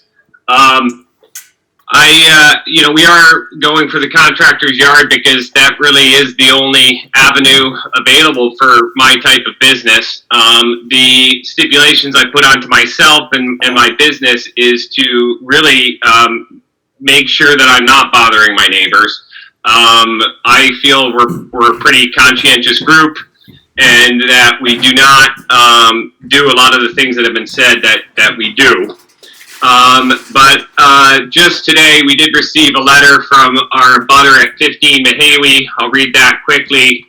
It says, "Dear Brian, thanks so much for taking to go into such detail about your plans next door and sharing the illustrations regarding building and site plans. I appreciate the time you took and have the opportunity to ask specific questions. Please feel free to use this letter as a statement of support. We feel quite comfortable with all you shared with us, and wish you much success with your business and welcome your family to the neighborhood. Given the years we lived at 17 Mahawi as a home office in the early 1990s and as a home after we built our office at 15 Mahawi, we are excited to see your family enjoying living in the house. We have wonderful memories living there and our kids growing up in the house, and wish you and your family blessings and hope you enjoy the house as much as we did. Sincerely, Larry Bronstein." I also received another letter of support from a town resident of Great Barrington from 22 Lake Ave, Jane Globinger, and she says, "Dear Select Board members, I'm writing this in support of Wood to Stone as represented by Brian Hazelton and the permit request for 17 Mahawi. I'm working closely with Brian on a project for my home at 22 Lake Ave, Great Barrington. I find him to be transparent and professional and very aware of the rules and regulations guiding construction in my town, paying special attention to environmentally friendly options. My neighbors and I have also found the Wood to Stone team to be uniformly respectful and helpful above and beyond my expectations. Their permit request sounds very reasonable, and I hope you will give this well-respected local business person's request close consideration." I do believe that Brent and Dennis and myself have done everything we can to really work together with the neighbors' requests and fit in. Like I promised, there's no more fabrication and manufacturing happening on site, although it was not happening in great amounts as being talked about. And we as a company are involved in multiple environmentally friendly building groups that we just don't act the way in which it's being suggested that we act. I'll now leave it up to Brent and Dennis or questions from you guys. Okay, so. Thank you for your time. Yeah, thank you. Board members, questions? You're muted, Ed. Sorry. I'm going to start with a couple of the letters we got. You asked us how we could even consider something like this, which we get asked from time to time. And I just want to point out 2/3 of the voters, put this special permit process in place for this zone. We're required to consider it.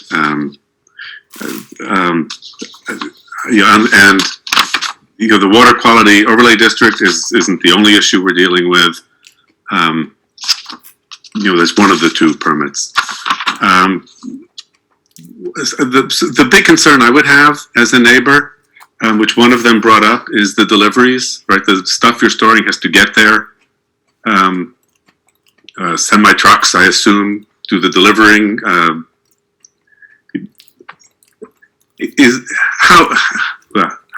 How okay would it be to have limits on that? In the draft findings, there's suggestions of limiting the hours, which are all blank. I guess I might be asking the applicant for a suggestion of what hours. And again, I'm less concerned with the pickup trucks and the employees, assuming they're respectful and are quiet in the morning. But what do we do about the deliveries? Well, sir, we receive very few deliveries for other projects. Multiple of the vast majority of my employees don't come to the office ever. The barn structure for the past almost year now has solely been used as an office, and we've only done 3 manufacturing projects consisting of 3 man weeks total that weren't associated with the property itself. So the amount of deliveries that we do occasionally get, say, a box truck from a lumber yard to receive a window or a door, but it's not good business practice to be receiving those very often. Because my guys aren't in until 8:30, none of those things would show up till 8:30. Now I have received 1 tractor trailer in the past 2 years onto Mahawi Street. It was this past July, and I spoke to the police department, which is on record, before it happened because they could not fit into my driveway. So that's 1 time of a traffic offense or disruption, and we had people out there helping cars around. So even further limiting any kind of fabrication or promising to the town and the neighbors that I will not be doing any of it really minimizes any of that, any of those types of deliveries. But like I said, if my guys aren't there to receive anything until 8:30, I would not have anything delivered before 8:30. Now, UPS and FedEx, garbage removal, oil deliveries to neighbors, all those things happen at times uncontrolled by all of us, and I don't feel that me living here and having my office here and storage here just for some company tools would be any greater than any of my other neighbors. I guess my question would be, if we, in the special permit, ban tractor trailers, would that be a problem for your business? No, sir. I'm really willing to work with the town as well as my neighbors in any way that we can be reasonable through this. I'm limiting myself well beyond and almost taking away from the storage and the equipment that creates me into a contractor's yard and really left with a contractor's office. So it will not affect me. And if I have to get a large tractor trailer delivery, I can use a friend or another business's larger commercial location. Thank you. Ed, go ahead. Well, just let me ask, I guess, repeat a question that one of the neighbors asked, which is, why don't you store the rest of this stuff where you were storing your larger trucks? Well, sir, I don't have another building. Like at where I'm storing my trucks, I did have a signed letter that I was complying to the cease and desist by a local business that was allowing me to store my larger equipment. And that's okay. When COVID hit, we kind of lost the ability to do that, and that's what made me go against it, or not comply to it, excuse me. But I don't have any covered storage at this location. Things are out in the field. So the only storage that I'm looking to do is leftover hand tools that do not fit into our traveling trailers that go from job to job. And I also don't want to limit myself that I can't pull in a traveling trailer for 1 or 2 nights to revamp and bring to a job again. So it has to do with just having covered storage for hand tools and other small pieces of equipment that don't always stay on the jobs in the job site trailer, or what we call the job site office. And the trucks that you will be parking there don't have backup alarms? No, sir. I have no backup alarms on my vehicles. I often hear backup alarms pretty early in the morning in Mahawi Street. I hear, we can hear Agway, we can hear SNA, we can hear people in Dunkin' Donuts. We hear garbage trucks, but I don't, besides the dump truck, I don't own one, with a backup beep. And, the couple subcontractors or clients that I occasionally work for or with, they've been definitely told that they cannot show up to the office until 8:30, and that is, I think I've had one truck in the last multiple weeks that I can think of that had a backup alarm even parked in my driveway. And then I think my last question: weekends? Will you be using it professionally on weekends? I would not be using it professionally on weekends, but I think I should be allowed the same rights that any other neighbor or resident of Great Barrington would be on weekends, and be able to improve my home and work on my home during the weekends. Once the construction will be done for the building and the small amount of expansion that we're suggesting, that would stop. I'm a pretty busybody guy. I do work on weekends, and the things that I do are improvement for the house. Both the house and the barn, dating back even pre-1900, as you can imagine, definitely need a little tinkering. And as we all know, working full time and finding time to work on your own home is difficult, but I don't imagine it would be a great interruption any more than lawnmowers, leaf blowers, and other things that people use in the neighborhood themselves. Thank you. Just one point I would like to add to the discussion in terms of deliveries overall, with respect to projects that Mr. Hazelton is working on that are not the actual improvements to the barn or his home. It actually costs him money every time he would receive a delivery at this premises, and then he or an employee would have to take their time to then take it from the office to a job site itself. So I think there's a financial incentive for as much deliveries to go direct to a job site that would be factored into Mr. Hazelton's business as well. So I just thought that was important to note for the record. Thank you. Phone number 434 has got their hand up again. I'm going to try to allow this to happen.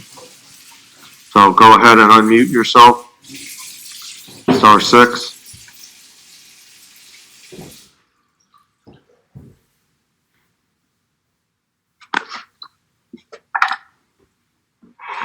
Okay, we'll continue and see if they can get themselves unmuted.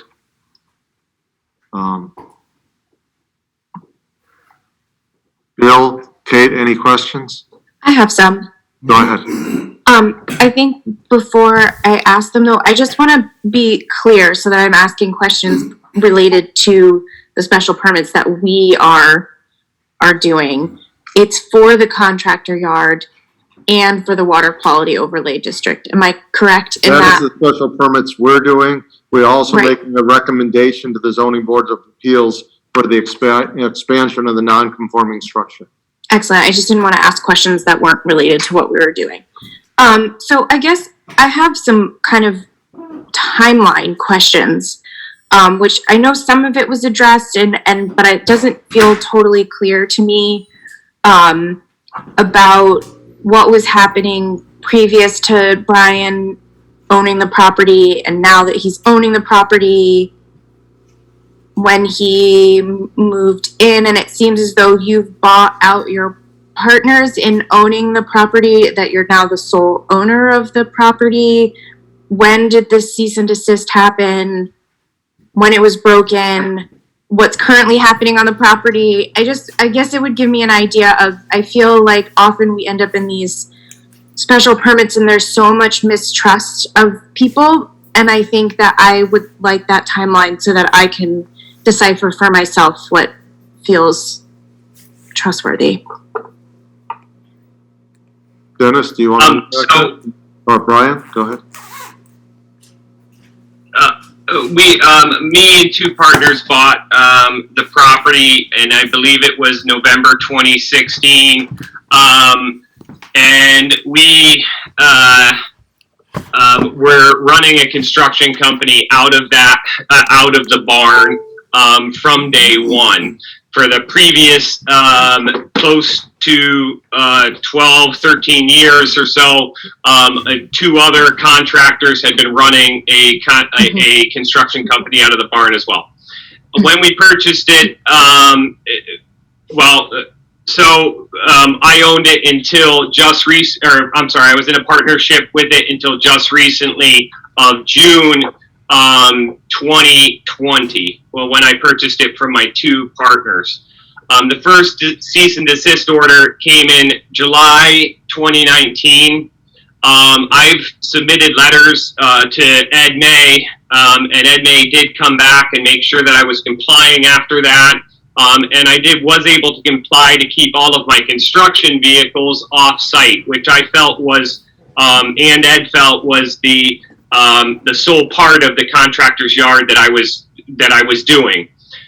In March of 2020, when we lost 37% of a year's income due to COVID and could not keep our trailers on sites or other people's houses, and I did not have a location to park these vehicles, I brought them all back to site. And they stayed there from, on and off from depending on if we could get them to jobs or what jobs we were putting together, until October 14th or so of 2020. Since then, when I received a second complaint, I immediately, the following day, got them off site again, and they've stayed off site since. I had a partner who spoke that was a partner in the building as well as the business. We were both hit up with the first complaint, but on the second one, it was all me. I didn't really have very many options to do. During COVID, just keeping scrambling and a business going and the guys going, I got jammed and I didn't pay attention as much as I should have. And then once it was reminded, or I got another complaint, I apologized to the town or however you want to look at it, and I immediately started complying again. I'm really not here to bother neighbors. I felt like this property that was owned in the early 80s and most of the 80s by a construction company, then turned into a private home, and then this barn itself was rented out as a construction company. I thought it was a good fit for me, and I'm now trying to be it to be my office and just storage for some things, but that's I guess that's still a loose timeline, and I apologize. I don't know how much more I should get into it for you. No, I appreciate that. So I guess I just looked through our zoning, and I don't see in there a definition of contractor yard. I guess I'm just curious, and that's probably more of a Chris or maybe a Dennis. I'm just curious of the exact definition of that, because it seems like you're just having your office and a space to meet clients and a space to store a few things. I don't know. I'm curious as to my understanding, I guess, is not as clear as I want it to be. So are you planning on doing, do you have some sort of shop space in there that you'll be doing work?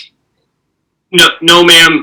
During discussions with the zoning professionals, I found out that the wood shop that was actually, run by previous carpenters as well is actually light industry, and that's not a contractor's yard. That's light industry. So I've stopped doing that. So it's really just storage of hand tools that don't go in the daily stuff, some scaffolding and ladders that come and go with our domestic pickup trucks, and really our office space. We have a private office on the second floor of the barn, and we're hoping to have a conference room, bathroom, and somewhat of a meeting place for the company. We do safety workshops, or at least we were doing safety workshops before COVID hit, as well as some social interactions, maybe once a week or less, And that's what we're trying to do. We're very much involved in the business and the brother and sisterhood of it, and working together as a family. And I'm trying to provide the place that we can do that well and receive our clients. And at some point, the property we feel could be a showpiece of our work as well. As far as the definition of contractor's yard, I'm happy to share that unless Chris Remble wants to do that. This is Chris. Go ahead, Dennis. Just note, Kate, there's a definition in the zoning bylaw, which I'm sure. I just couldn't find it. Thank you. Yeah, that's okay. Gentlemen. This is buried in section 11 on page 142. The definition of a contractor's yard is premises used by a building contractor or a subcontractor for storage of equipment and supplies, fabrication of subassemblies, and parking of wheeled equipment. So this is Chris. In staff's opinion, the equipment and supplies and the parking of wheeled equipment are contemplated here, as you've heard. And so that, to your staff's mind, qualified this more of a contractor's yard use than a office use.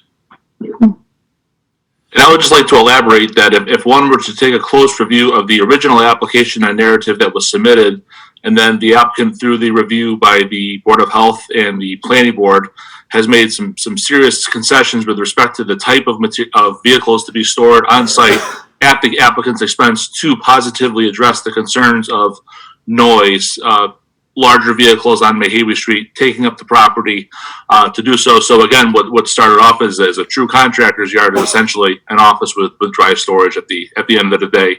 And we feel is really an attempt through this permitting process to be receptive to the feedback from the neighbors while still allowing Mr. Hazelton to live and work on the property and provide jobs for his employees. Other questions from the board? Could you address the wood stove or the concerns the neighbors had about using scrap wood and things like that in the wood stove? Yes, sir, Mr. Cook. I do not burn any painted polyurethane or plywood or pressure treated in my stove.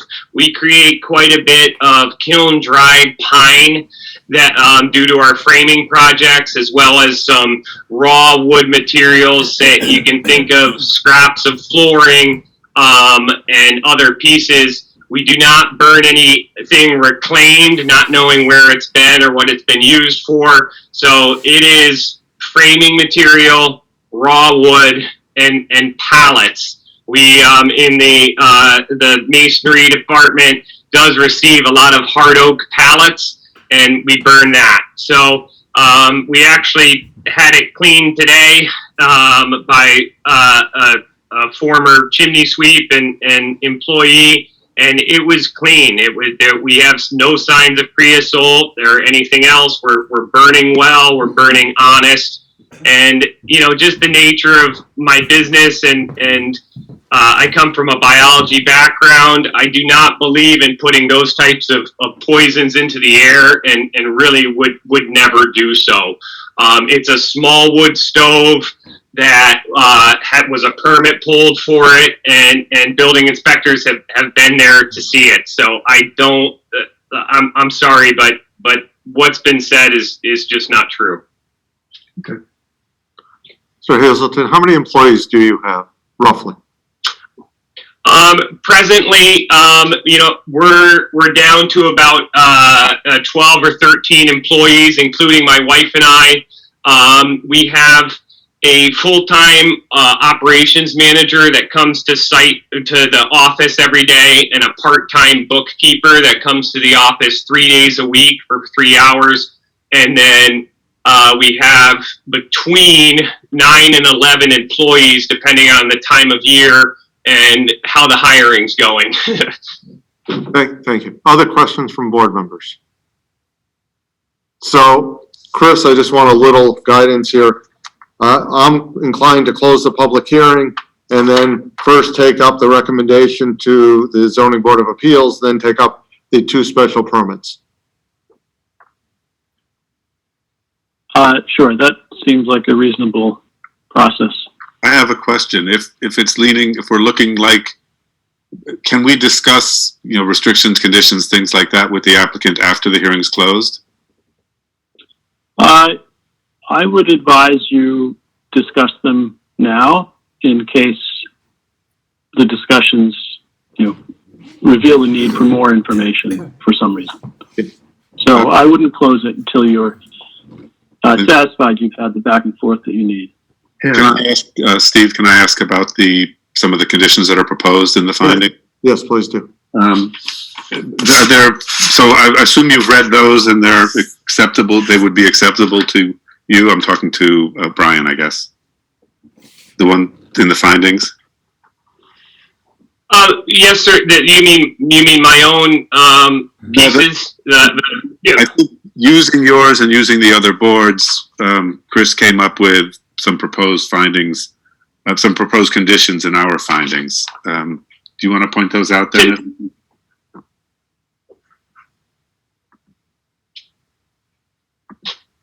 I'm sorry, was that answer for me, or that question for me, Mr. Abrams? As long as Brian knows where they are and what I'm talking about, because I have some suggested changes. It's on, I don't know what this. Yeah, it's on page 84 of the packet. If you'd like, I could read those. Brian has been made aware of all of them, but let's just, at the risk of taking more time to hear me talk, I'm happy to read those. Number one, contractor's yard shall be limited to the current owner applicant as follows. The contractor's yard shall be permitted only the activities of the business known as Wood to Stone or its successor names, and only as long as Brian Hazelton is both the sole proprietor of the business and a resident of the home on premises. Number two, the contractor's yard activities shall be confined to the barn, new shed, and parking area of the property. Number three, no heavy machinery shall be stored on site. Number four, no fabrication of stone or carpentry projects shall occur on site. Number five, the barn and proposed shed shall be used as an office and dry storage only. Number six, no major construction vehicles such as dump trucks, excavators, skid steers, and the trailers associated with these machines shall be stored on site. The only business-related vehicles that may be continually on site are not more than 4 domestic-sized vehicles, including, for example, pickup truck not larger than an F-250, a passenger vehicle used for estimating trips, and a service minivan. I would just add that the service minivan has been sold, but the point is well taken there.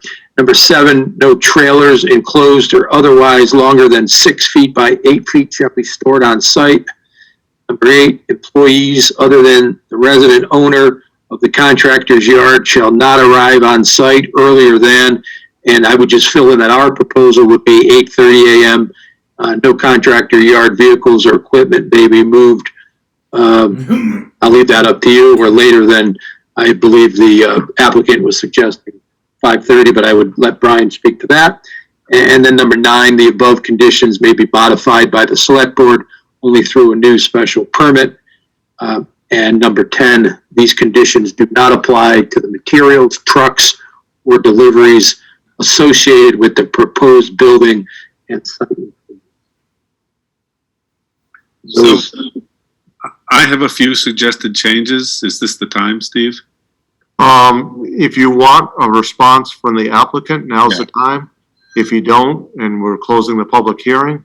No, I guess I would like them to be able to comment. Okay, that's fine. Because I don't know anything about being a contractor. So I would fill in those hours as 8:30 to 5:30 and I think that's what you were saying, 8:30 a.m. to 5:30. Yes, sir. Could we add or on weekends? And again, this is about employees and. Yes, sir. My employees, I hope to be paying them and everything that they do not work on weekends. I just, you can only imagine that I I'm working so hard to work and with my neighbors and make sure that I'm not a bother, but at the same time working for myself on the weekend. I definitely don't want to be pigeonholed to never be able to pick up my hammer at my own house, if you can imagine. Yeah, this elsewhere, and I think it would include this too. It accepts, it makes an exception for work you're doing. I was going to make a change to that also, where it talks about work on the premises. Where is that? Oh, the end. The number 10. These conditions do not apply to the materials, trucks, or deliveries associated, I would say, with proposed or future permitted building site improvements. That then frees you up to work on your own house on the weekends. Does that make sense? Yeah, yes, it does make sense, sir. You can imagine that I'm just, hesitant about that small little hiccup, but yes, that makes sense to me 100%. And I agree to all of those terms then. And then I think my only other suggestion is, I think number 2, we talk about the contracted yard's activities shall be confined to the barn. And I wonder if we shouldn't say what those are, which is the ones we're allowing, which is storage, client meetings, storage of wheeled equipment as limited elsewhere here. That pretty much covers what you want to do, right? Yes, I want to store hand tools and small amounts of equipment and office work only. So if I were to add to number 2, the contractor's yard activity shall be confined. Oh, the contractor's yard activities, including limited to storage, client meeting, and storage of wheeled equipment, as limited elsewhere, shall be confined to the barn. So then, in effect, I don't want this to be a loophole for elsewhere where we said you can't have heavy trucks. You can't. So it would say the contractor's yard activities. Limited to storage, client meetings, storage of wheeled equipment as limited elsewhere, shall be confined to the barn, new shed, and parking area of the property. Is that all right? Yes, the wheeled equipment confined to yes. Yes, okay. I understand it now. I apologize. I was having a hard time following, but I think I got it in the end. Okay, that's the only questions I have. Anyone else? No board members, so a motion to close the public hearing. So moved. I'll second. Any discussion? So the public hearing, motion was made by Ed, seconded by Bill.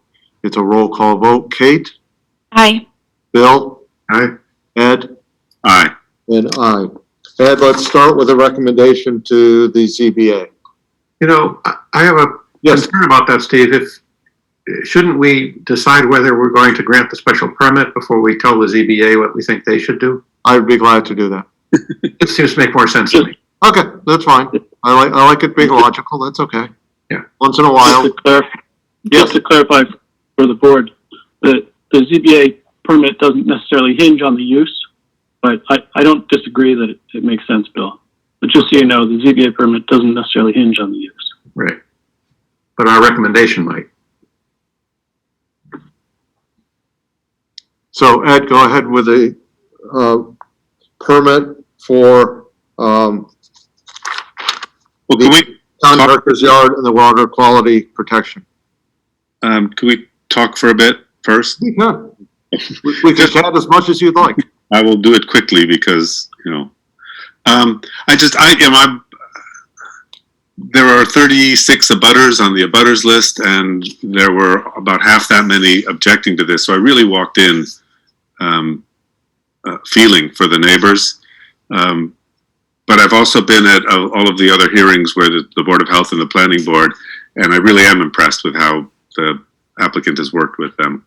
And it seems like these conditions really would limit the nuisance factor to not much more than other commercial uses. All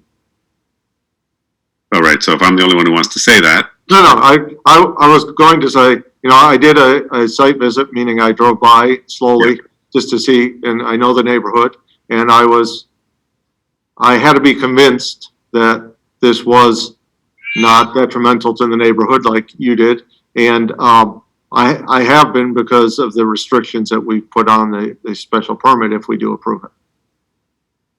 I think if it doesn't make a lot of noise or smell bad, it's probably okay.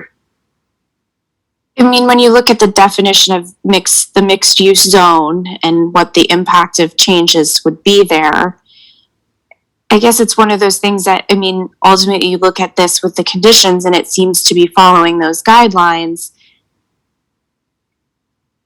I mean, do we look at it knowing that this existed there without a permit, even previous to Brian?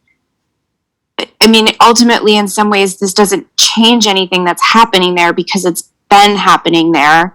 It's just allowing it to have some more definitions and rules that would safeguard the neighborhood. Am I interpreting what's going on here correctly? I see what you're saying. I am not looking at it that way. I'm looking at it as a new special permit, a clean slate, in a neighborhood that has many businesses, and to be honest, I think Ed brought this up, but I'll take it as original on my own. Not the water quality, but as far as a contractor's yard, there are so many restrictions on it. It's probably borderline whether a special permit's really required. I'm sure it is, but it's not like we're going to allow fabrication on it, heavy equipment, etc. So it's on the very light side of it.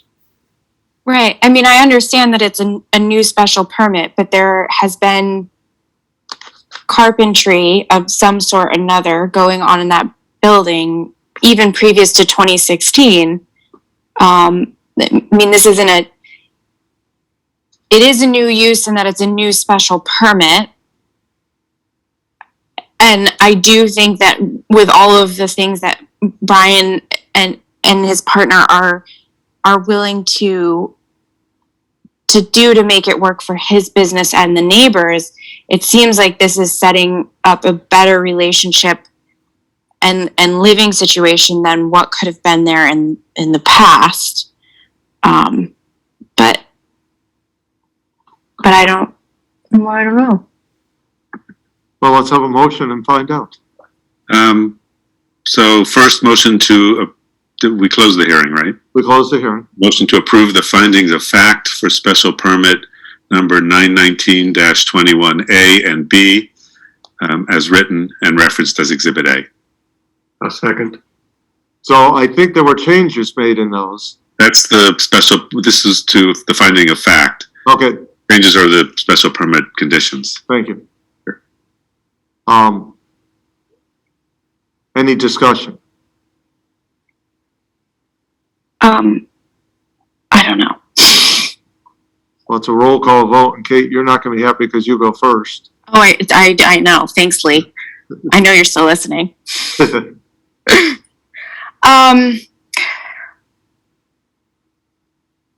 So I guess I know that we've done 8 million special permits since I've been on the board. We're going to do the findings and facts, and we're going to prove or disprove them or change them.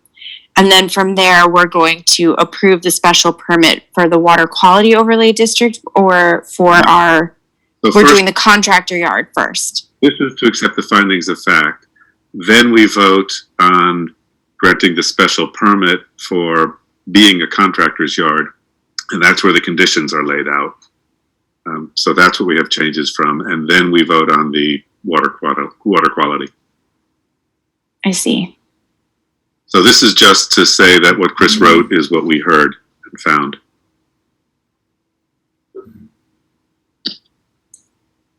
I guess, I mean, personally, I feel like I need some minutes to think about it.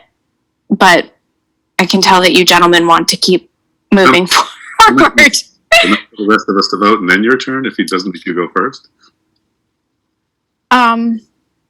I mean, I feel like we've heard a lot tonight. I just want to look at the facts and findings a little bit again. But So what I don't want to do is continue this to another night unless we have to. So if we want to take a 5-minute break, I'd be glad to do that. That's very unusual for us, but if that's what it's going to require, will 5 minutes help you, or It are you would. asking to continue this to another night? No, I mean, if I didn't realize a 5-minute break was ever an option, but if that is an option, well, then we- yes, I should be able to do that. But I would really like to look at them one more time before we go ahead and actually vote on them. I want to feel confident in the decision we're making. We will come back at 8:20. Thank you.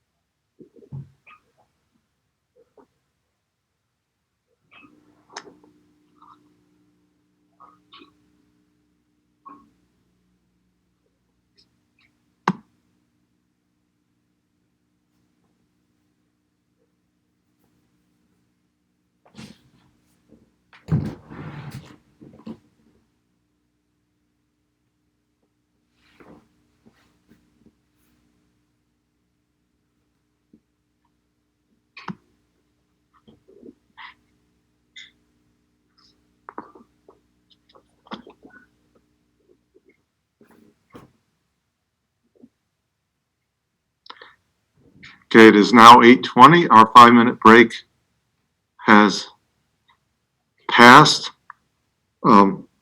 Just want to remind everybody that with one member recusing themselves, a supermajority is required here, so all 4 votes for a special permit are required, all 4 positive votes for this to pass. So we have a motion and we have a second on the permit, on the findings of fact. So it's a roll call vote. I do think some things in the findings and facts need to be addressed. I mean, there are the conditions that have been put in there and we just agreed to different conditions. I'm wondering if those need to be adjusted at all. And there was a few things about environmental concerns of vehicles, construction vehicles being there, which we've made certain that they won't be there, that I'm wondering if it's necessary to have those items in the findings and facts. Those are in the conditions. Chris, am I correct? Well, if the board's findings of fact, you go through and what you've heard from the applicant and from the butters and from the evidence before you, you are making the findings on each of the criteria here in your draft. So you may have concerns about vehicle traffic and you're stating them here. And it's those concerns stated here in the findings that provide the basis for then imposing a condition to ensure that the permit conveys the benefits that have been represented and that you expect. Does that make sense? So Yeah, it does. That's right. Are the foundation for the later decision. Somebody in the audience has their hand up. The public hearing is closed. So Included in the findings is proposed, this is what Kate's saying, are proposed conditions. If we're planning to amend the conditions later on, before we approve the permit, should we amend them in the findings? Or is that? I think you could amend them in the decision if you want. In that case, you would approve the findings as written, except for the proposed conditions. But I think, I think it'd be cleaner if you accepted them here as amended. Okay. And then carry them over to the decision. Thank you to the clever and sharp legal mind, Kate. I'm going to withdraw the motion. Bill? I'll withdraw the second, yeah. Go ahead, Ed. Okay, so the motion is now to accept the findings move to approve the findings of fact for special permit 919-21A and B with the following referenced as Exhibit A with the following changes. Condition number 2, the contractor's yard activities that I'd like to add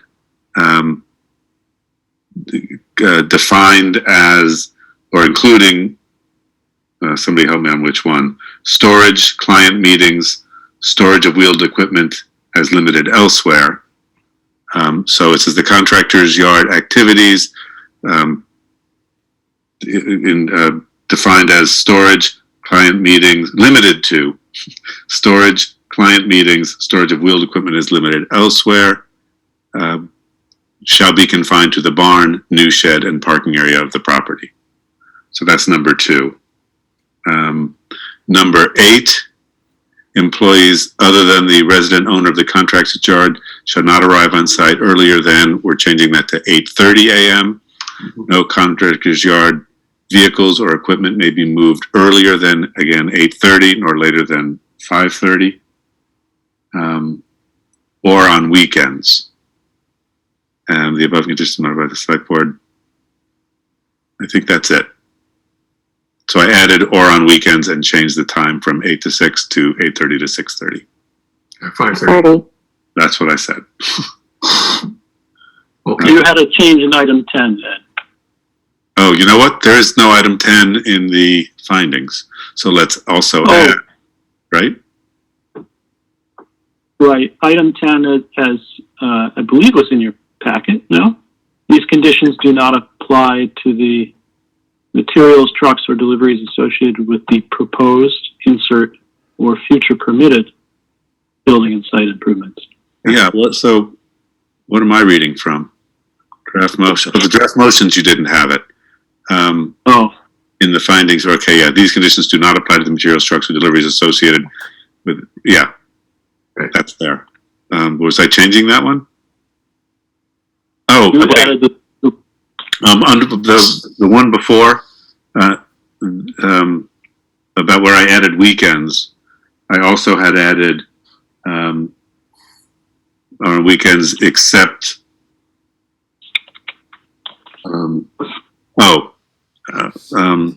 there was something about limiting it to his own, number 10. Yes. That's what you're saying.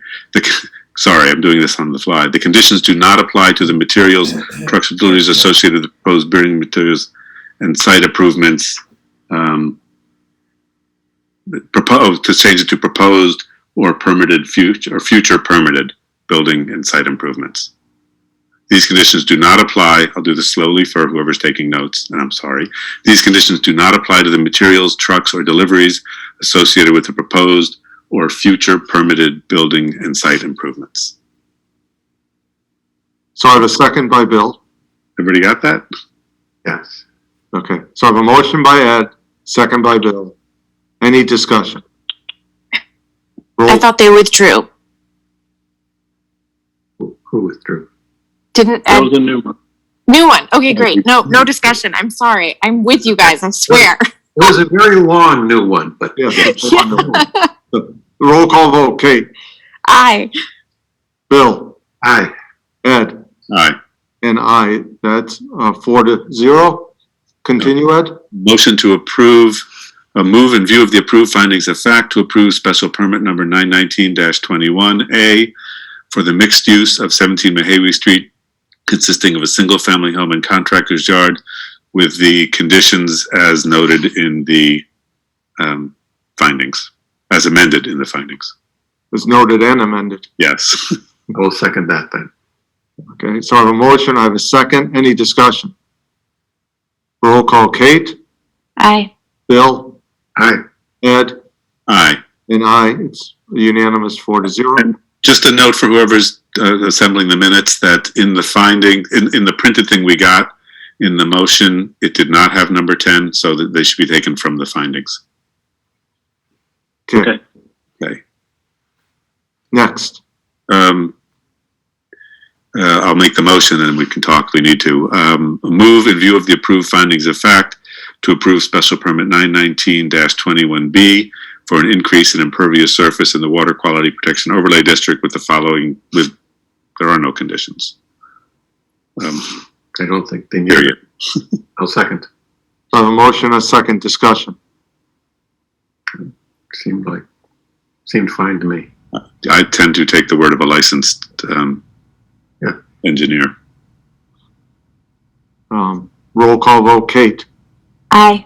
Bill, Aye. Ed, Aye. and I. It's unanimous 4-0. Ed, next motion. I don't have another motion. Do I? Make one up for the recommendation of the zoning board of appeals, which Motion to send a positive recommendation to the ZBA. I'll second. discussion. Should we add something about looking at our conditions? It probably isn't necessary, right? This is just the, No, because I don't think it's necessary because they are allowed to store in the barn or yard or shed. So if the shed doesn't get built, then they'll be storing in the barn or yard, right. Okay. which They could- isn't Right. necessarily ideal, I think, for them or anyone else, but So I have a motion and a second. Motion by Ed, second by Bill. Roll call vote, Kate, And Aye. this is a simple majority, by the way. It's Right. a recommendation, so. I just like I understand that we're just giving a recommendation, but I feel like we in some ways put the ZBA in this weird position of kind of having to say yes because otherwise they're going to be storing stuff outside, which would be unsightly to the neighbors or damaging to the equipment. But They probably don't like us anyway. what? They probably don't like us anyway. ZBA? Yeah. Oh, fair. Do you have a vote? Aye, thank you. Bill? Aye. Ed? Aye. And aye, so that vote is unanimous, 4-0. So moving ahead, I think we accomplished what we, Thank you all for your consideration. Thank you very much. Thank you. Thank you so much, everybody.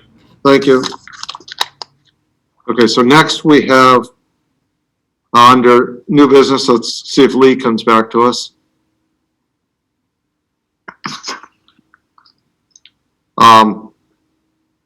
Under new business, we'll start with Mark Phillips, the Strategic Sustainability and Livability Committee, Composting and Food Waste Diversion. I'm going to recuse myself. I'm a recently former and possibly future employee of Stanton Home. Thank you, Ed. Mark, go right ahead. Okay, thanks you, everybody. So I've worked with the Great Barrington Strategic Sustainability and Livability Committee for the last over the last year, and a few of those committee members are listening in tonight to explore food waste diversion strategies for the town of Great Barrington.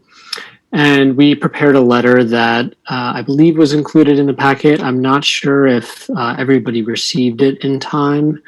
And what I was going to propose is I could review the letter and the top level recommendations, and then given the time of the meeting and the other agenda items, we as a committee would be happy to return at another meeting if there's any deliberation needed and review of the recommendations.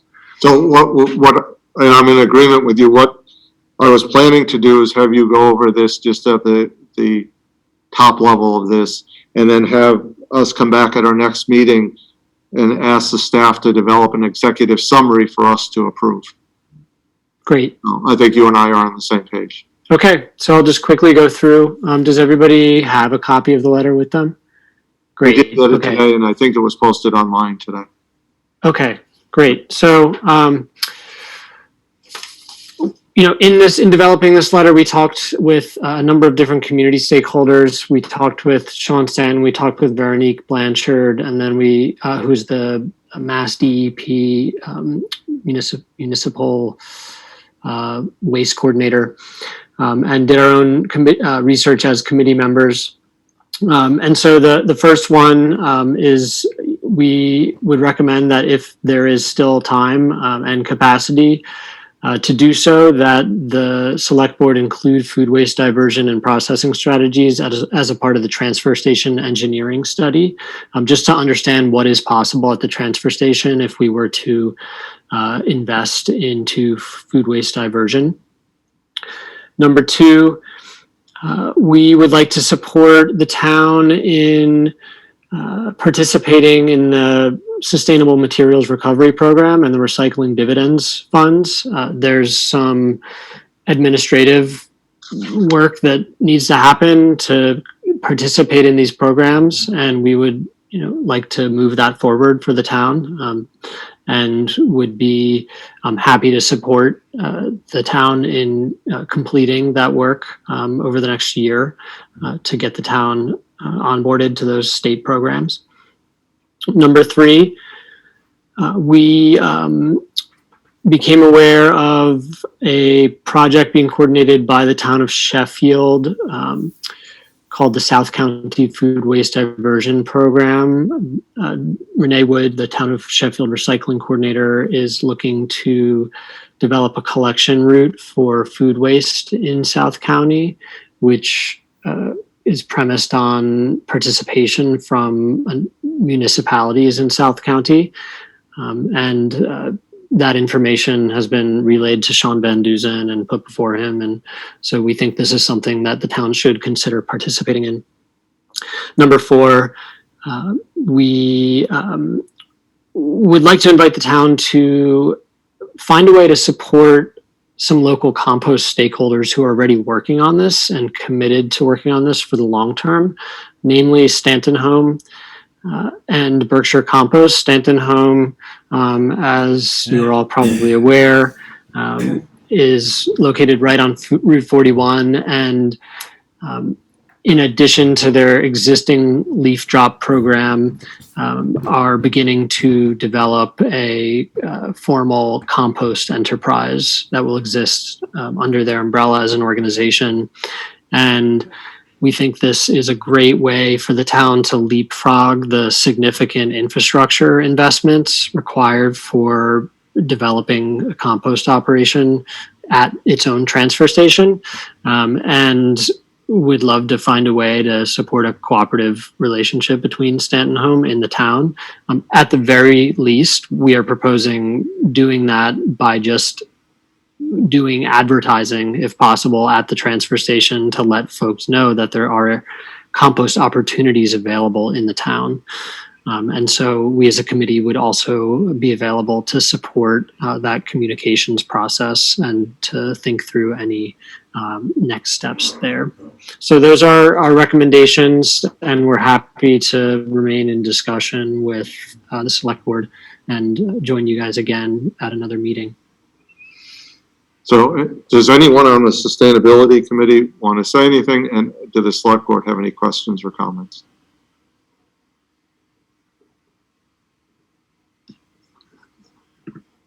So we will come back at our next meeting with an executive summary, and we will continue this discussion. This is excellent. Thank you very much. Appreciate it. Thank you. Agricultural appointments. Do I have a motion? Are we getting back to the Agricultural Commission appointment. right?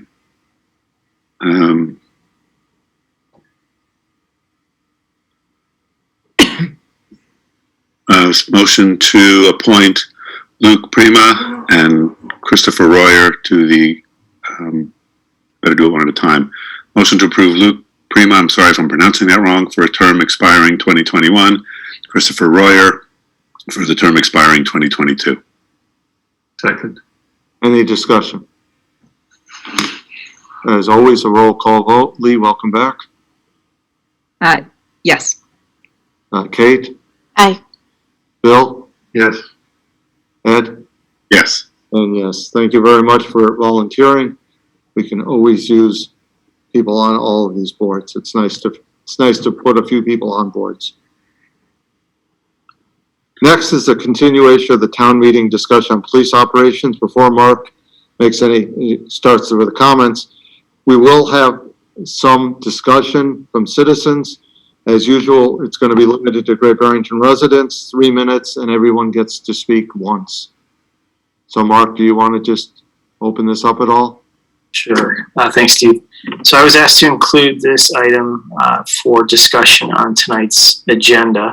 I believe the idea, and Ed, please correct me if I'm wrong, but I believe the idea that you proposed at the last meeting was to hear from residents early in the budget process rather than discuss police operations or the police department budget on the floor of town meeting. Yes. So what I was, the number of people came to the last town meeting saying, let's cut the police budget. It was a sizable minority. In general, when it comes to budgets, I don't like to talk about numbers. The numbers aren't what drives the budget. What drives it is the things you want to do. So I'd hope that a meeting like this, where people could talk about what things the police are doing that we're paying the police to do, that should be done differently. So it's less about numbers and more about what jobs done by the police should be done elsewhere, or what are the suggestions? What were they trying to do by cutting the police budget? And at some point, at a future meeting, not too future, we'll have Chief Storty come in and talk about his visions for future, not just budgets, and I'm not worried about money, but future operations. So let's start with, if just to raise your hand and I'll recognize you to speak. If you're on a phone and this hasn't been always successful, *9, and then to unmute yourself, *6. So anyone who wants to speak, please do so now.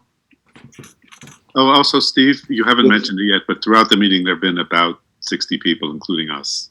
Yes, the high point was 65, 55 attendees and 10 panelists.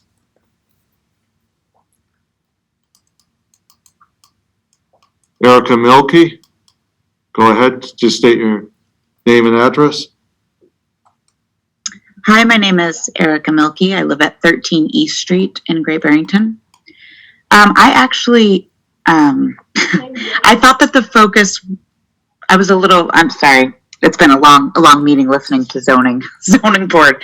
I thought the focus of this portion was slightly different than the way Ed just framed it. So I will just say that I really think it's important to have a police oversight board or committee, which is what I thought we were continuing from the last select board meeting. And that separate oversight board or committee, whatever we end up calling it, I think it's really important that it has a diverse selection of representatives that truly reflects a wide cross-section of Great Barrington constituents, ideally including members of protected classes. And I would love to see consistent evidence-based training for police officers. And we talked about that also including other town employees as part of the trust policy continuation. But I really think it's important with like a new chief to have the cultural competency and other types of bias training, and to make that be consistent so that it happens as we get new police officers. And I've been really concerned in the past to hear that how someone might be treated is dependent upon which officer they happen to interact with. And I would love to know that police officers are going to operate in a more consistent and humane way. Thank you. Thank you. Jeff Lowenstein? Hi, Jeff Lowenstein, 1066 Main Street, Housatonic. And I think I'd just like to start by saying that I appreciate Ed's framing around this, of saying that, we really need to have a robust and detailed conversation about police budgets and sort of what we're hoping to accomplish. And I think, I really value that. I was, as I mentioned at the last meeting, I was involved in the campaign to pass the trust policy. And I think what was really valuable there and really worked to build trust and safety between the police and residents of Great Barrington was that we really had an intentional and timely process that really included everybody, sort of all the stakeholders in the policing system, from police officers to folks who are concerned about safety, especially undocumented immigrants, to nonprofits, town employees. And I'd just like to say that I really think it's important in having a more robust discussion about the budget, that we pursue that same kind of process of really convening, a group of folks with all of the stakeholders in our community represented. I think those kinds of robust conversations are how we build real trust, real transparency, and real safety. And in terms of, I'd love to see that happen for the conversation about police oversight, as well as for the conversation about the police budget. And budget-wise, I think part of what the push at town meeting was really saying that we've asked police to take on jobs that they weren't expected to do in the past, and that they sometimes have felt ill-equipped to do. And I've heard that named by police officers as well in Great Barrington and in other Berkshire municipalities. And so I'd really love to just see an open dialogue that included police officers about sort of how we can redirect funding and responsibilities to social service agencies, human service agencies that are better equipped in some cases, or more trusted in dealing with situations like, for example, addiction, domestic violence, immigration. And I'd really love to see open dialogue and discussion that included trusted nonprofits in those areas, like Multicultural Bridge, Elizabeth Freeman Center, Railroad Street Youth Project, about how to make that shift, so that we have an inclusive discussion that includes the police, that includes affected residents, that includes nonprofits. And so we can figure out together how to move towards a town where the police feel supported, the residents feel supported, and we really have more trust and safety. Thanks very much. Thank you, John. Lily. Hey, my name is Lily Sports. I live at 115 East Street. For starters, I was also involved with the trust policy campaign, and I spoke last time as well. I want to maybe just second what Jeff said around kind of the process that the trust policy campaign tried to hold, led by Bridge, but bringing in police officers and community groups and residents and other nonprofits. I think that the outcome of that was stronger, but also the process of it built trust along the way. And that feels really important as kind of a model and method for whether it's a conversation around budget or an oversight committee, just kind of building that in. I also think central to this idea of safety, which the trust policy really tried to hold, and I see reflected in the town's values too, is that this is a conversation about race and class and gender and sexuality, disability, homelessness, but really thinking about it in broad terms and making sure that folks who represent those intersecting lived experiences are really being held central and heard in this. So that's just an element of it that I want to tease out. I also attended the Citizens Academy that the police ran, I guess about 2 years ago now. And for me personally, that was just very eye-opening and felt really powerful, I think, for most folks who attended, as just a way of understanding the work of our police and either, establishing or strengthening their relationships with different community members. So I would love to see funds allocated specifically to continuing that program, whether it's a follow-up or a 2.0. I just think it was really successful, and I think the police have also said that it's a program that they have run before and have supported. And then, I also am thinking about how we have lots of community groups or organizations that are doing kind of really critical community work that's adjacent to the work of policing, right? Whether it's public health or racial justice work. And so I'm wondering if there's also ways that we could be allocating funding to have police officers attending those kinds of meetings, those community meetings that are happening. So it's an emphasis on getting police into those spaces that are already existing, instead of just asking folks to come to them, a little bit more of a give and pull. And yeah, just thinking about the kinds of skills that we would, I guess Erica kind of touched on this, but the kind of skills that would be important, whether it's restorative practices or working closely with social workers, just really thinking broadly about what safety and inclusion could mean for our town. And if it's a conversation around police, then what skills and support they need so that our town is really feels those things fully from our police. Thanks. Thank you very much, Lily. Daniel Nielsen.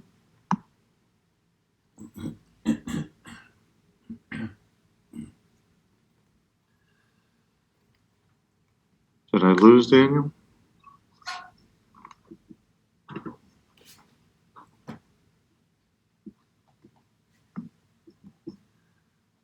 Daniel, go ahead.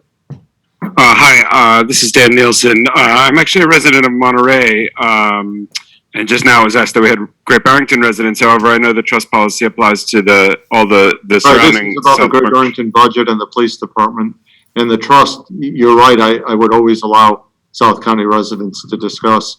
Matter of fact, there may be members of other South County communities on the trust, but this was more detailed for the budget. I'll let you go ahead for a minute, though. I'm just in a very generous mood. I appreciate your generosity. I mostly just want to use the minute to echo some of the priorities that Lily and Erica had just raised. And I was a participant in the Citizens Academy the first time around, and it was a really valuable experience. I really appreciated our GB police effort in making sure that the nature of their work was understood by the community, and really being willing to going into the details, not only what they do, but how they do it, how they think about it, how they're trained to do it. I think that mutual understanding is a really good starting point. And I think a repetition or even an ongoing Citizens Academy kind of program would be extremely valuable. I think also seeing representatives, members of the department out there in community meetings, both as police officers and as members of our community, as individuals, would be very valuable and would help support some understanding going in the other direction as well. And I think that could only be good for police-community relationships.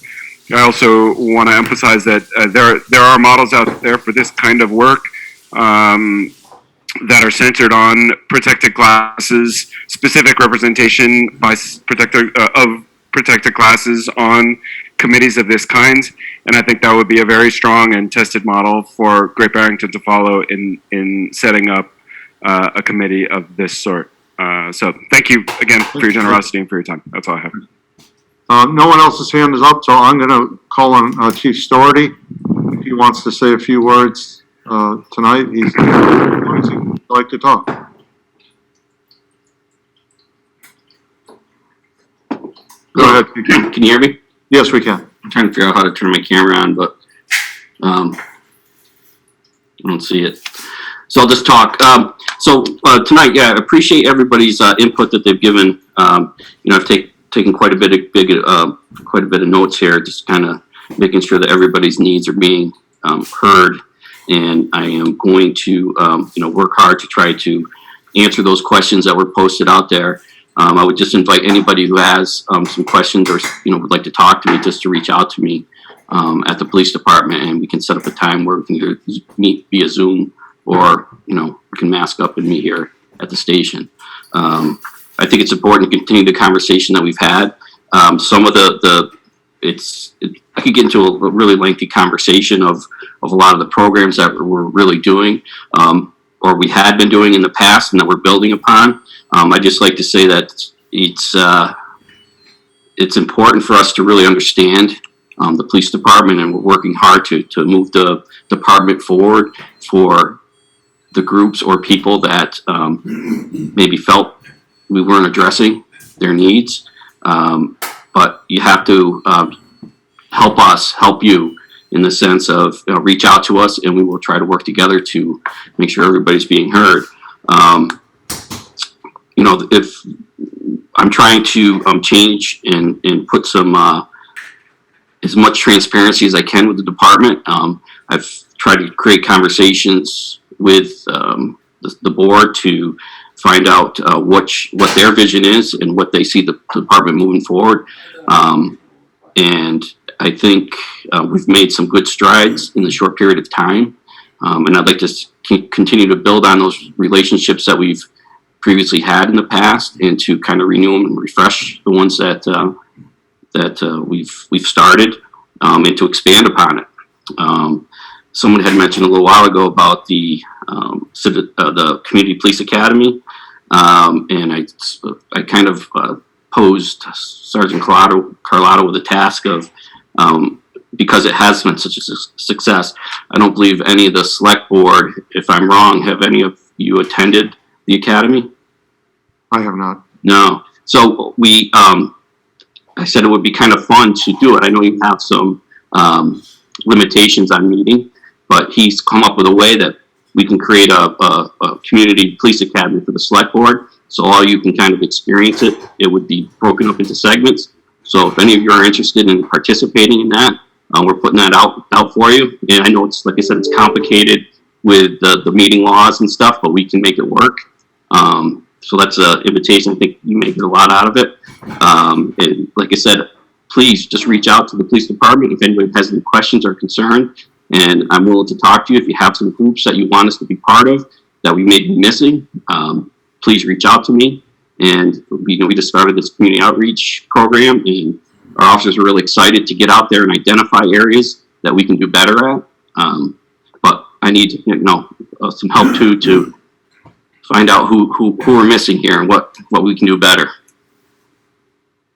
So Chief, I would love to participate in the police academy with one caveat. You have to figure out a way between the two of us to work it into my schedule, which at this time of year may be very difficult, but more than willing to do that. Sure. I think, Can 3-year-olds join us?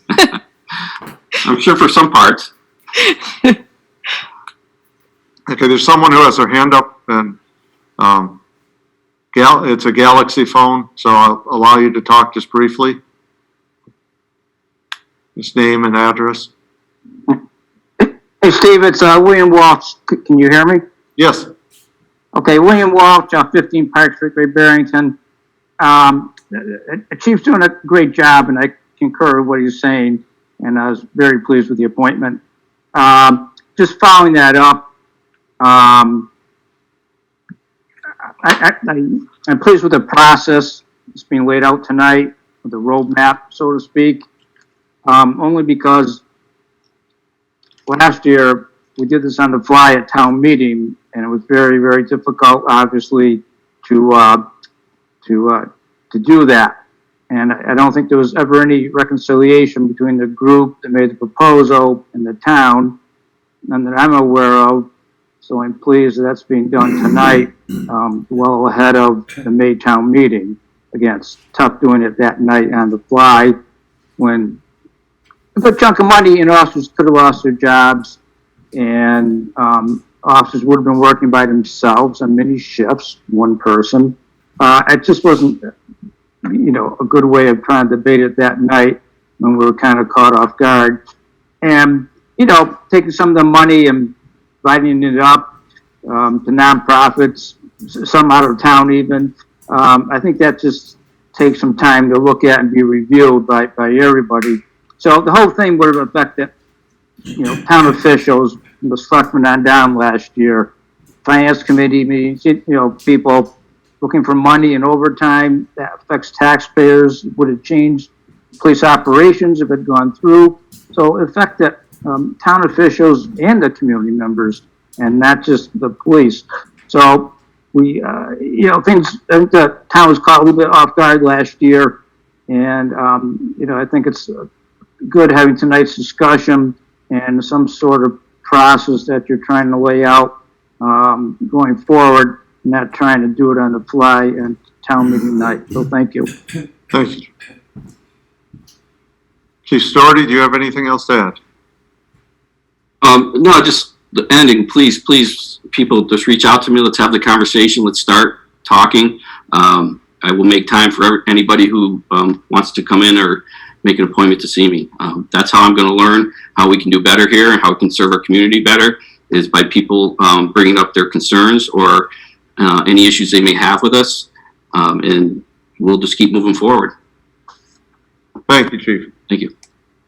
Moving ahead, since it is getting to a late hour, to endorse a grant application to the Berkshire Regional Planning Commission for 2021 District Local Technical Assistance. Chris, do you want to say anything about this? Oh, sure. Thanks. Thanks, everybody. Each year, BRPC puts out a solicitation to the towns, and we rely here in Great Barrington on the DLTA program quite heavily for our planning work. And we have done so over the years, using DLTA to support our master plan work, our open space work, zoning studies, etc. This year, we're looking to advance some of the analysis that the planning board is proposing relative to Stockbridge Road and writing some regulations that would encourage housing and the development of some community services. So that's not something that we're able to take on in-house in terms of staff, and maybe access to some of the expertise. So we will we will seek the expertise of the Regional Planning Commission, and the commission likes to see the highest elected official sign these, so that the commission knows that the town is on board with this general request. So do I have a motion to endorse this grant application? You're muted, Ed. brilliant just a minute ago. Motion to endorse the proposal to Berkshire Regional Planning and to authorize Steve to sign it. Second. So I have a motion by Ed, a second by Bill. Any discussion? Roll call, Lee, Aye. Kate, Aye. Bill, Aye. Ed, and I. It's unanimous. Thank you. Citizen, I'm sorry? Oh, I was just going to say we'll get a copy out there for you, Steve. Thank you very much, Chris. Citizen speak time? Dan? Maybe a record, Dan. This is your third time, all legal. Yeah, yes. And I know it's getting late, and I'll take my 3 minutes and hopefully less than 3 minutes. And you're going to hear me say something that I probably won't say too often, so you guys want to hold on to your seats. I want to commend the select board for their actions tonight. I honestly came listening to this. I wasn't sure which way you guys were going to go on the special permit, and obviously I was in favor of it, but if you had not approved it, I think I probably would have been all right with that too, because I can understand the angst in a lot of your voice. But I want to commend you for the time you took to make sure you got it right, and hopefully worked with both the neighborhood and the applicant to come to a very reasonable and logical conclusion that hopefully works for everybody. So thank you for doing that, and I hope you can continue to apply those techniques to special permits that might come in the future. I mean, that was a very good example of thinking things through and adapting as you went. So thank you. So with that said, along the same lines of kind of the mixed use and things like contractors' yards, and I know Michelle, I don't know if she's still on the line, but she had brought up some concerns about that. You know, I think one thing that COVID has taught us here in Great Barrington especially is that we can't necessarily rely on being just restaurants and overpriced clothing shops and art galleries. Not saying that they're not necessary for our town, I'm just saying that we need to move beyond that, and things like mixed use are going to help us move beyond that. But of course, and maybe this isn't just for the select board, it's probably for some of it's the planning board too, but I think as a community, I hope we can start looking at if these type of situations aren't going to work in residential neighborhoods, even though, you know, the planning board goes through a very laborious process of, you know, coming up with these mixed use zones, then where are they going to be, or where can we? Is there a better place to put these kind of things? And I don't want to, not to use a four-letter word of industrial park, but is it time we start thinking of an industrial park somewhere? Just something to think about. I know that might be a question for the planning board, but again, just as kind of moving forward with a lot of these things that are going to be coming up, you know, is there an ultimate way to avoid, you know, disruption to communities and neighborhoods and things like that? So anyway, and lastly, my third thing is going back to the very beginning of the meeting. That was 3 hours ago when Mark brought up all the vacancies on the committees. Obviously, it's very tough, and anybody that's been on any board understands the time commitment, regardless of what committee it is. So I commend anybody that's going to sit through a 3-hour meeting, especially. But is there a way where you guys could start looking at some of those committees that are very good and well-intentioned, but perhaps they could be either folded into or realigned with other committees, so we're not spreading ourselves so thin? Yeah, you know, for example, you know, looking at, and I'm not trying to pick on any particular committee, but like say, for example, the Sustainability and Affordability Committee. It's a longer title than that. You know, does that committee, for example, fit into any of the other committees that have similar visions, but could, instead of trying to find whatever 10 people for 2 different committees, you can find 6 people for 1 committee kind of thing. And I don't know if it's worth, and then maybe in your next, in upcoming strategic planning meetings, to look at what committees are out there and what they're doing, and is there an endpoint to them? Are they still on the same track? Are they fulfilling their mission, and have their roles change? So just something to think about. Thank you, Dan. Thank you. Barbara Motz? Thank you. Barbara Motz, 22 Mahawi Street. Thank you for letting me speak again. There was, I guess, some confusion going by what I've seen in other public hearings. I thought that there would be more time given for us to speak and to follow up with questions. I'm sorry that that didn't happen. It's disappointing that all the testimonies submitted by the abutting neighbors included in the packet and spoken tonight seem to be brushed aside and disregarded.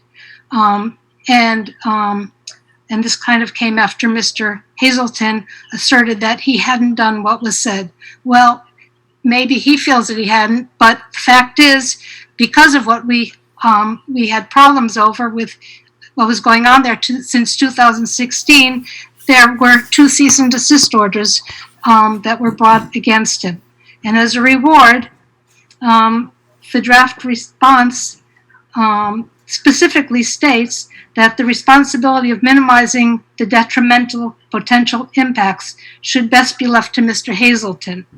Now, if you heard or saw in our testimonies, then you should have concluded that you should have seen that since 2016, what was seen by him as a safe environment was seen by us as a very subjective opinion.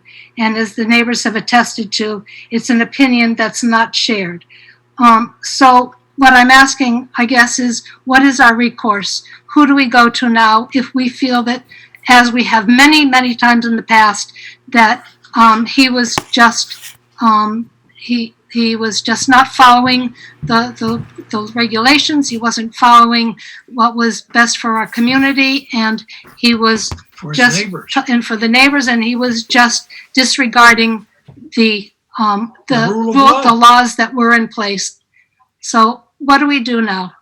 If he is violating the special permit, you would call the building inspector's office. Okay, so we've done that in the past. So I have to spend the rest of my retired years being a watchdog, and I don't think.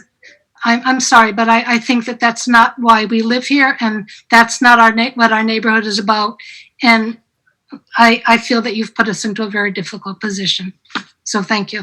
Thank you. Michelle Lubert?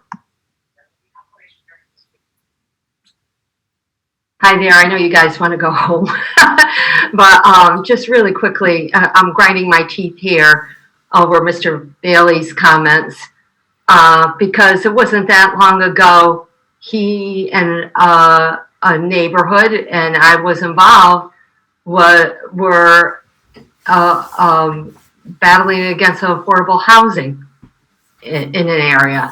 And to say, we got to put a contractor's yard somewhere, I think we have to get away from the attitude that, hey, my neighborhood's out of the woods, let it go to some other neighborhood. What we're seeing now is we're pitting neighborhoods against neighborhoods and people against people. And I know we like to have an air of community here in Great Barrington, but that's not what's being cultivated.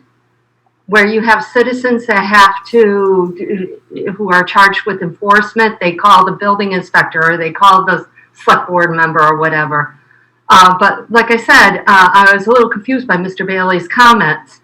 Here's a neighborhood that's dealing with contractor's yard, but he was very vocal regarding an affordable housing project in a family member's neighborhood. And so we need to stop doing that. I mean, I'll come right out and say I'm going to protect my neighborhood, but that doesn't mean I'm going to turn my back on other neighborhoods. And like I said, if something doesn't go in my neighborhood, I'm going to watch where else it's going to go and make sure that the select board, or the planning board or the zoning board of appeals is doing due diligence. Thank you. Thank you, Michelle. Select board time. Lee. I'd like to just thank everyone that spoke up during the discussion on policing. It was really, as usual, it's wonderful to have such engaged community members. And I thank the select board, and I thank Ed for bringing this up. I was fortunate to have a meeting today with Chief Storty in his office for a little over an hour, and I came out feeling very comfortable and confident in the department. Not that I hadn't before, but I urge any community members that feel that they have questions to take him up on his offer, or if they want to come see me, and I'd be happy to be the bridge, because I know it can be intimidating. But I just wanted to thank Chief Storty and the police officers and everyone that has spoken today. I think it's a very, very important discussion that we should continue. So just wanted to say that. Thank you. Thank you. Kate? Bill? Ed? And I have nothing. Media time.